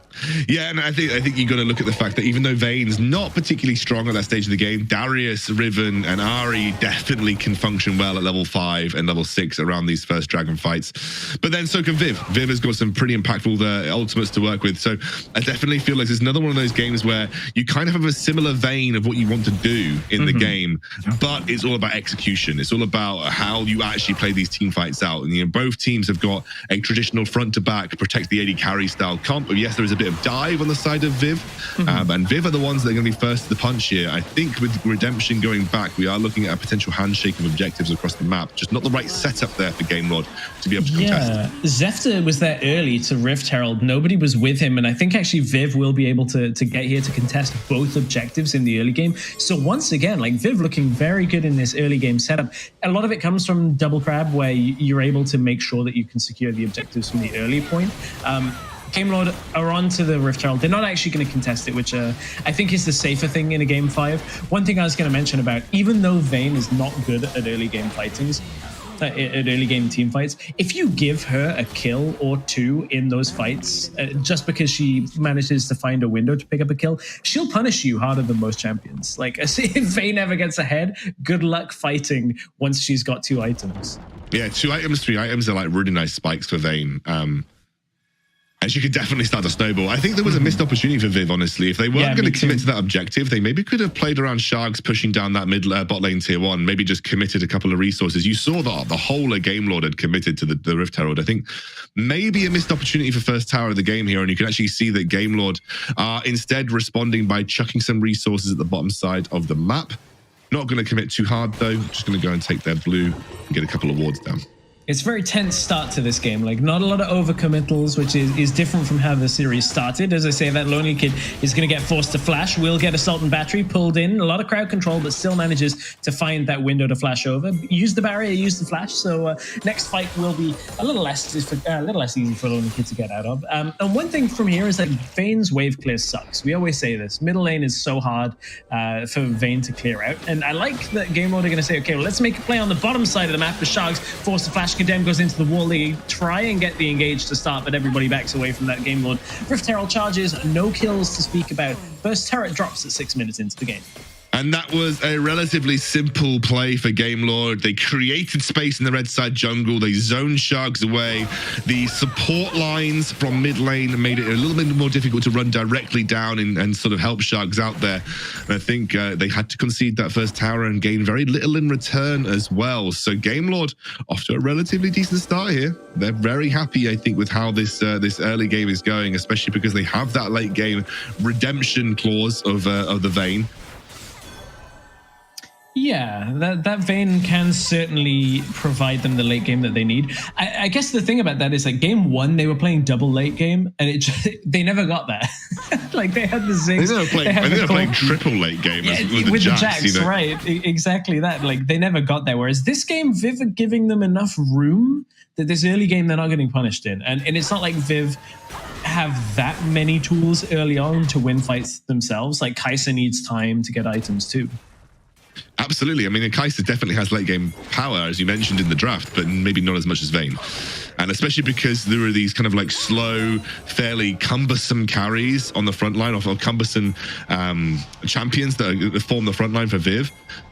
They are easy to predict, easy to read, and easy to kite for Vayne. And that's a really important thing. Kranix takes a huge bunch of damage there from Ruiz, who's just searching for a stray charm with the ultimate. Got another dragon spawning soon. Doesn't look like they're providing Milup with much support here. Lonely Kid's positioning should tell Milup that he's in danger. Yeah. Oh, Ruiz is coming up here as well. And there's no flash on Milup. He should have backed away from this if he could have. But the charm, that's a big shield comes through from the Haymaker. Can they do enough? That's a suplex to keep him in spot. But Lonely Kid has already got one with the ultimate. Now it's going to reset. It allows him to push onto the turret. And they're going to continue going. Sharks, he's got the passive. That's a double kill. Looking for more. But Lonely Kid taken out in exchange. Game Lord still coming up huge. Honestly, man, like, I just think that Lonely Kid's positioning, like he's standing in front of the wave, he's soaking the wave so he doesn't move towards the middle to meet. Like, come on, you've got to know that that's a threat. You can't see anyone else from Game Lord on the map. Like, you've just got to have the Spidey senses. I know that they were planning for it. I know that they were there to support, but it wasn't really set up and positioned very well. We'll take a look back at this fight, although there is going to be a fight breaking out around Dragon soon, I feel. Way too late to the party for the rest of the Viv roster. They jump in, they're trying to lock down someone. It's a nice ult, but they have the support, and the rest of Game Lord are there and able to manage the turret aggro to ensure they're getting out. Sharks completely whiffs the explosive cask, and Lonely Kid does what he's been doing best. We're right back into that standoff you were talking about. 1,000 health. Can it get stolen? It is. It's stolen by Tyrus, but is he going to lose his life for it? Game Lord already dropping quite low. There's the Assault and Battery. Will lock Vi's, Fate, and Shargs now in trouble. Wind Slash comes through, but it's Lonely Kid that got the kill. Doesn't get the reset off the ultimate, but it's already a double kill. Suplexed under the tower, and Game Lord are still trading up in most of these exchanges. The Dragon went to Viv, though. That's something we need to keep in mind. Yeah, 2 dragons now in favor of Viv, but the team fights look sloppy. They don't look coordinated. And if I'm honest with you, the name of the game this series has been how these teams have played their team fighting out. The team that looks a little more coordinated, that is mechanically performing when it counts, is the team that generally has come out on top in their game. And right now it feels that is Game Lord. They're doing that once more. And I know Tyrus has been sneaking objectives. He's been doing that all series long. The man's been a madman with his smites, but it just isn't converting into actual tangible advantages right now for Viv. They're actually behind 4K. Milup trying his best to push onto this bot lane tier 1, but it's not really getting much love. And Lonely Kid's way too strong for you to take on in a 1v1 right now. Yeah, and Hester's there as well, just hovering in the back of the lane, knowing that Tyrus could be there. He's even going to get spotted on the scrying orb. And we came out of the draft saying, you know, this Vi works into picks like Vayne, where you want to lock down an individual target, take him out. Well, Lonely Kid can carry these fights in the early game, and that's exactly what he's doing. Is like he's getting 2 kills in every single fight so far, and it just unlocks everything the Game Lord needed to do. Viv can throw their crowd control at Redemption all they need, but he's just a distraction at this point. It's just, it was a fairy tale story for Viv, I felt like. 2-0 up against one of the best teams, or one of the best perceived teams in Europe. You were staring down a spot in the grand finals versus WREC. Everybody was just blown away by how you performed in those first 2 games, and just, I would say, a mistake in that draft from Viv, and suddenly they've given way too much momentum back over to Game Lord. Not out of it yet, but it's certainly not looking bright, because this mid lane tier 1 is going to drop with this Rift Herald 2. That's more gold in the back pocket, more map pressure. Whoa. And it's another Lonely Kid attempted engage coming through. Doesn't quite work out this time round, but you can just feel the confidence from Game Lord now, Stress. Yeah, I'm so glad to see them back away from that, though, because I was about to say, you are not getting more than this 1 Rift Herald, and if you flip this fight, even though you're ahead, it's totally not worth it. You are getting further ahead off your lead. Has to force the flash away from the Viv jungle and top lane duo. Redemption may be in trouble, but they can't quite catch the distance. Shargs didn't feel like getting that flash. I think there were some minions just in the way of his body slam, so couldn't close the gap to punish Redemption. Viv feel a little bit like they're scrambling, but they can't hold on to a ledge at all. And it's Game Lord that are just escalating this game further and further. Yeah, what a redemption arc for Game Lord off the back of those first 2 games as well. Just came in with confidence in both Game 3 and Game 4. The draft from Game 3 was great. I think Viv maybe undid themselves a little bit in some of their picks. I mean, Tyra's Lee Sin left a lot to be desired. But Hester got his hands on an all-important Rakan, which gave them that momentum to get back into the series. And then this time, I think the last 2 games, it really has been all about Lonely Kid and his Darius. It's happening again here. Redemption takes a lot of damage from Sharks. Yeah, Kranix is going to get that, I think it's Praise Seeker from Kai'Sa. Now, the important thing to note about that interaction is it will give True Vision onto Vayne. So the later in these team fights, if you can get one of those to land, it means you can't stealth her way away. It's one of the frustrating things about playing against Kai'Sa. But that being said, it has to hit. Like it's not exactly the easiest skill thing shot to hit. even when they're not surrounded by their entire team. So, regardless, we have another dragon spawning soon here. The very forward position from Game Lord, but they don't have Lonely Kid, so they do have to be a little careful. I feel like without Lonely Kid, they're a little weaker when it comes to these team fights. I think both games, it's really felt like Lonely Kid has been the unlocking factor for some of these team fights. He is close enough now that this is Game Lord with a full 5-person stack here around mid lane, just like Viv have as well. But the thing is, where do Viv put their crowd control? Because they're the ones that have to engage with this composition. Game Lord are fine, never engaging off this comp, considering how far ahead they are. And that just means they can play defensive. Hester's going to come and give himself a flank to start.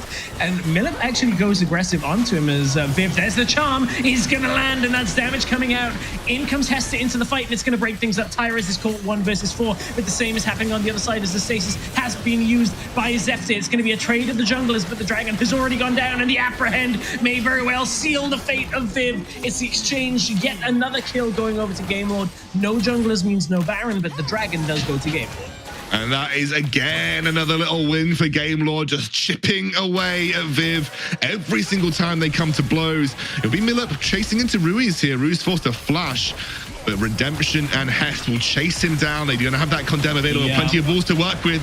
All too easy, although Kranix goes into the back line, tries to find Ruiz, does get the charm to land, forces the stasis. They already have vision in the book, and Kranix gets lined up for a double kill. This is not what you want to give a Vayne. It's 2 kills already as the 3rd one comes through. Redemption says, this is all been about Lonely Kid. Well, time for me to carry. I've got the late game. And I think at this point, Game Lord finding the inevitable. It'll be Lonely Kid just overextending slightly. Nice use, but he just about drops, tries to flash across the wall here. Might. No, I think he's going to go down. He will. It'll go the way of Floor, but in the meantime, it bought a lot of time for a Baron. One more shout out to Jinko before we're done from where that Vayne positioning was for Redemption. This was the fight that started it all. Goodness gracious. Well, you can see it was jungler for jungler in terms of distracting and trying to buy time. And actually, this goes well in favor, as you mentioned, during the fight of Game Lord, as they're able to immediately keep the dragon in aggro and turn straight back onto it. And Lonely Kid with a very aptly timed apprehend to get another little sweet kill on top. That was very easily converted into that crazy fight in the jungle where Vayne is going to thrive with plenty of walls to find condemns. And I've got to say, Redemption with a couple of flashy plays, no pun intended, because it was nice with the flash. And I think at this point, Game Lord are well in control, almost 10k gold in the red or either in the black. And I think they are going to be probably very cleanly pushing this game to its foregone conclusion. Viv haven't looked the same since they kind of dropped the ball in the 3rd game, and Game Lord have seemingly awoken and found their pace. Yeah, it feels like the fact that we got a 3-item Vayne, 3 items past it, Darius, like there's so much threat on the side of Game Lord that I don't know Viv have enough to tidy everything up, because even if they get 1 or 2 kills, we've seen they just get cleaned up by the rest of the team. Hester is going to try and use the taunts at least to break Viv apart in the top side. They're buying time for Lonely Kid, and this is the macro game kicking in now. As Lonely Kid, they know he just pushes bottom lane at the same time. Once he draws people in, then they'll push top lane. Exactly. Just going to sort of slowly paint by numbers, Ruiz. Explosive Cask is going to force out a stasis, but the turret has already fallen. They don't have the protection here, and in comes Galio just from a short distance to make sure he splits the fight further. And this is the problem, is Viv are just getting hit by Game Lord's wallets at this point. Millip had to commit down to the bottom side. That allows Lonely Kid to join the team on the top side. And the flash. Oh, Esther almost. It's enough, though. Enough to buy some space to go for that inhibitor tower. As a re-engage maybe coming in from Yeah, one last attempt from Viv. They're going to try and shut this down, but it's a rampage from Redemption. The low health bars are all there, but it's the Vayne tidying up for the double kill. Can they get more as Redemption's going to come into the fight? Triple kill for Redemption. Full house for Game Lord. They're going to end the game right here, right now, as Game Lord advance for the rematch against WREC tomorrow in our grand finals. Oh, what a reverse sweep by Game Lord. They picked up the pieces after game 2 and built a blinking castle. It was an absolute masterclass every single game. Hell's Devil in complete shambles right now. as his predictions out the window. Massively deserved from Game Lord. It takes a lot of mental capacity and mental fortitude to find a reverse sweep in a Festa 5 series. They experienced it a little bit in the mini version versus WREC yesterday, and they were able to manage it again in this series here versus Viv. You could just see like the things that made Viv so good in the first 2 games were just not working out for them in this series. We praised them over the first 2 games for their team fight excellence, their ability to make the correct play at the right time. They played in sync, in harmony over those first 2 games. It just felt that was lost a little bit and it almost absorbed by Game Lord as they were the ones that kind of took control of the team fight pace. Yeah, for sure. I think coming out of game 1, like Hester's game 1 Galio and his game 5 Galio looked totally different. And I think it just needed a couple of games of getting onto other champions that were really secure for him and Lonely Kid. And between that, it kind of shored up their team fighting and gave space to Ruiz and Zefta and Redemption a little bit more. Whereas I think Viv did a really good job of actually stopping Hester in game 1 and 2. The same with Millip. Like, I don't know. Viv was so close to winning this series. Like, there were moments in game 3 and 4 where I thought it could have gone either way. And I mean, we've now got to talk about Viv as one of those teams heading into the last chance qualifier that you have to put a lot of respect to. Like, they actually could have won this series and could have been facing off against WREC, and that would have been a totally plausible thing looking at a bunch of these games. Oh, absolutely. I think the way that they played in the first 2 games shows that they're a top 2 team and a top 3 team, especially in Europe.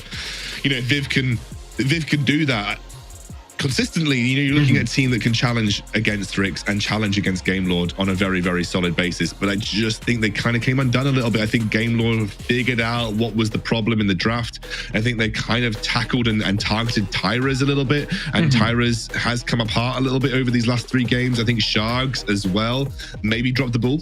I mean, I don't want to point fingers though, because overall I think Game Lord just got better. But I think I think Viv in general just peaked a little bit and unfortunately expended a lot of that almost like goodwill energy of good playing Wild Rift, and Game Lord were able to capitalize once they came down a little bit.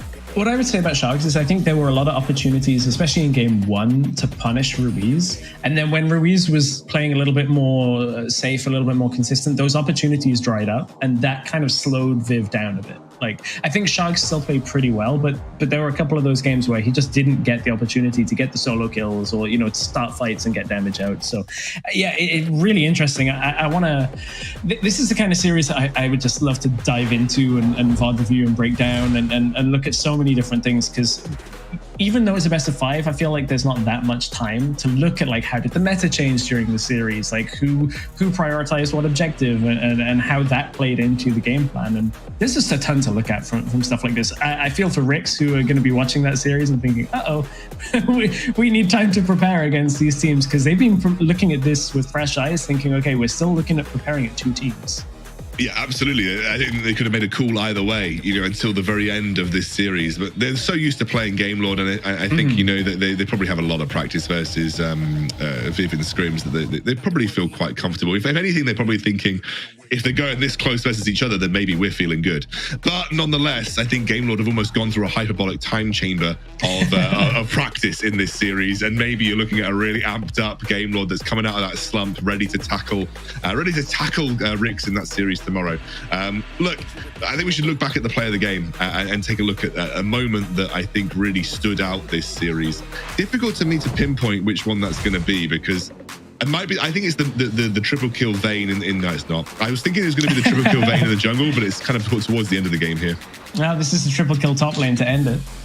True, that is the triple kill top lane to end it. I thought it was going to be the triple kill jungle maybe, but yeah, I mean, nonetheless, this was Redemption picked very early on, the Vayne in the draft. A little bit of a gauntlet thrown down, one could say.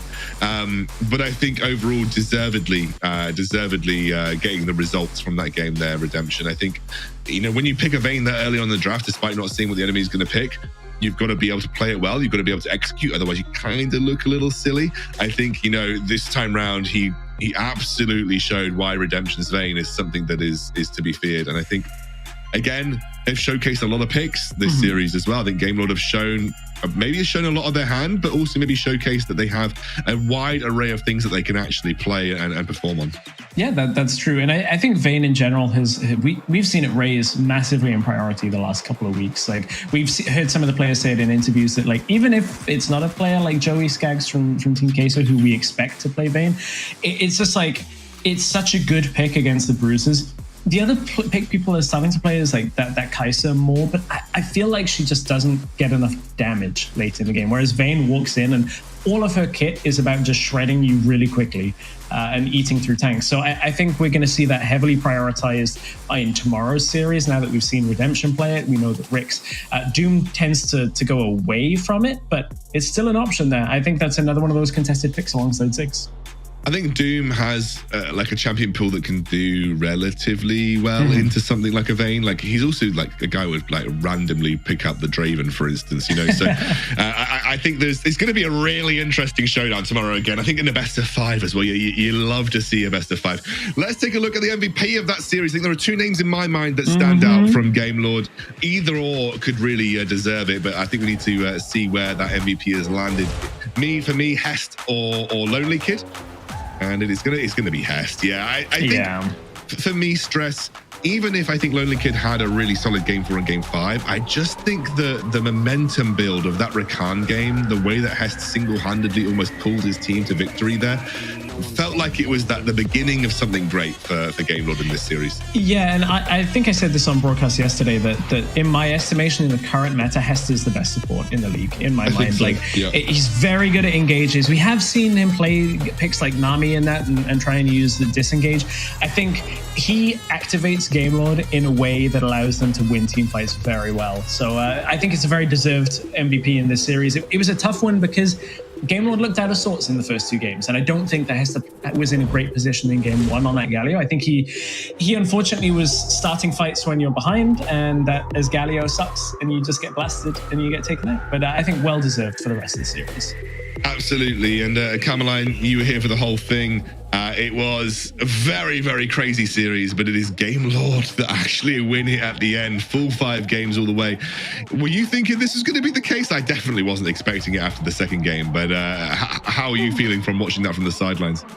Well, I've been expecting the ending of the series for like 3 hours now, because game after game, I was like, this is going to be the end, right? This is going to be the end. This is going to be the end. Never, I think I've never casted a best of 5 up to the game 5. Well, casted. You, Alexandra, were the one casting. I was sitting in the sidelines watching it with some popcorn. No, I wasn't eating. But what I'm trying to say here is that it's been amazing. I'm so glad that I was here to watch it. Yeah, and Stress, you've kind of walked all the way through it as well. It bodes well for tomorrow, right? We've got one more best of 5 in the WREC, and if Game Lord are bringing that kind of game versus WREC, I'm really hoping we get a 5-game series again, right? Yeah, I'm really hoping. Here's the bracket filled out. That's the lower bracket completed, totally done, as Game Lord will step themselves into the grand finals that we'll see when we show you the upper bracket. We've had 16 teams go all the way down to 2. Either WREC or Game Lord will be going to Barcelona. And WREC seemed to get the download on Game Lord yesterday. Like that game 3, WREC performed really well. We'll see whether they have that advantage coming into the grand finals. I think that's a really interesting one that starts off tomorrow.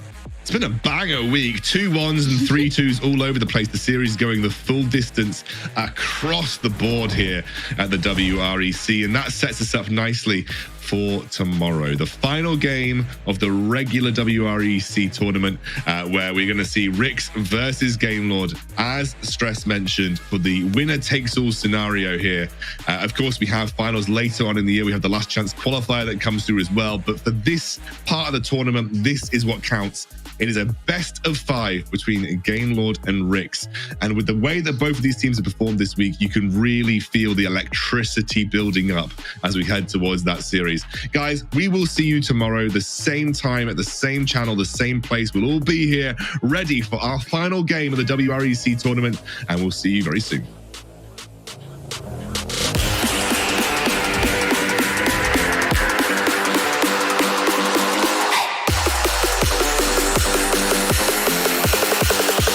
Obrigado,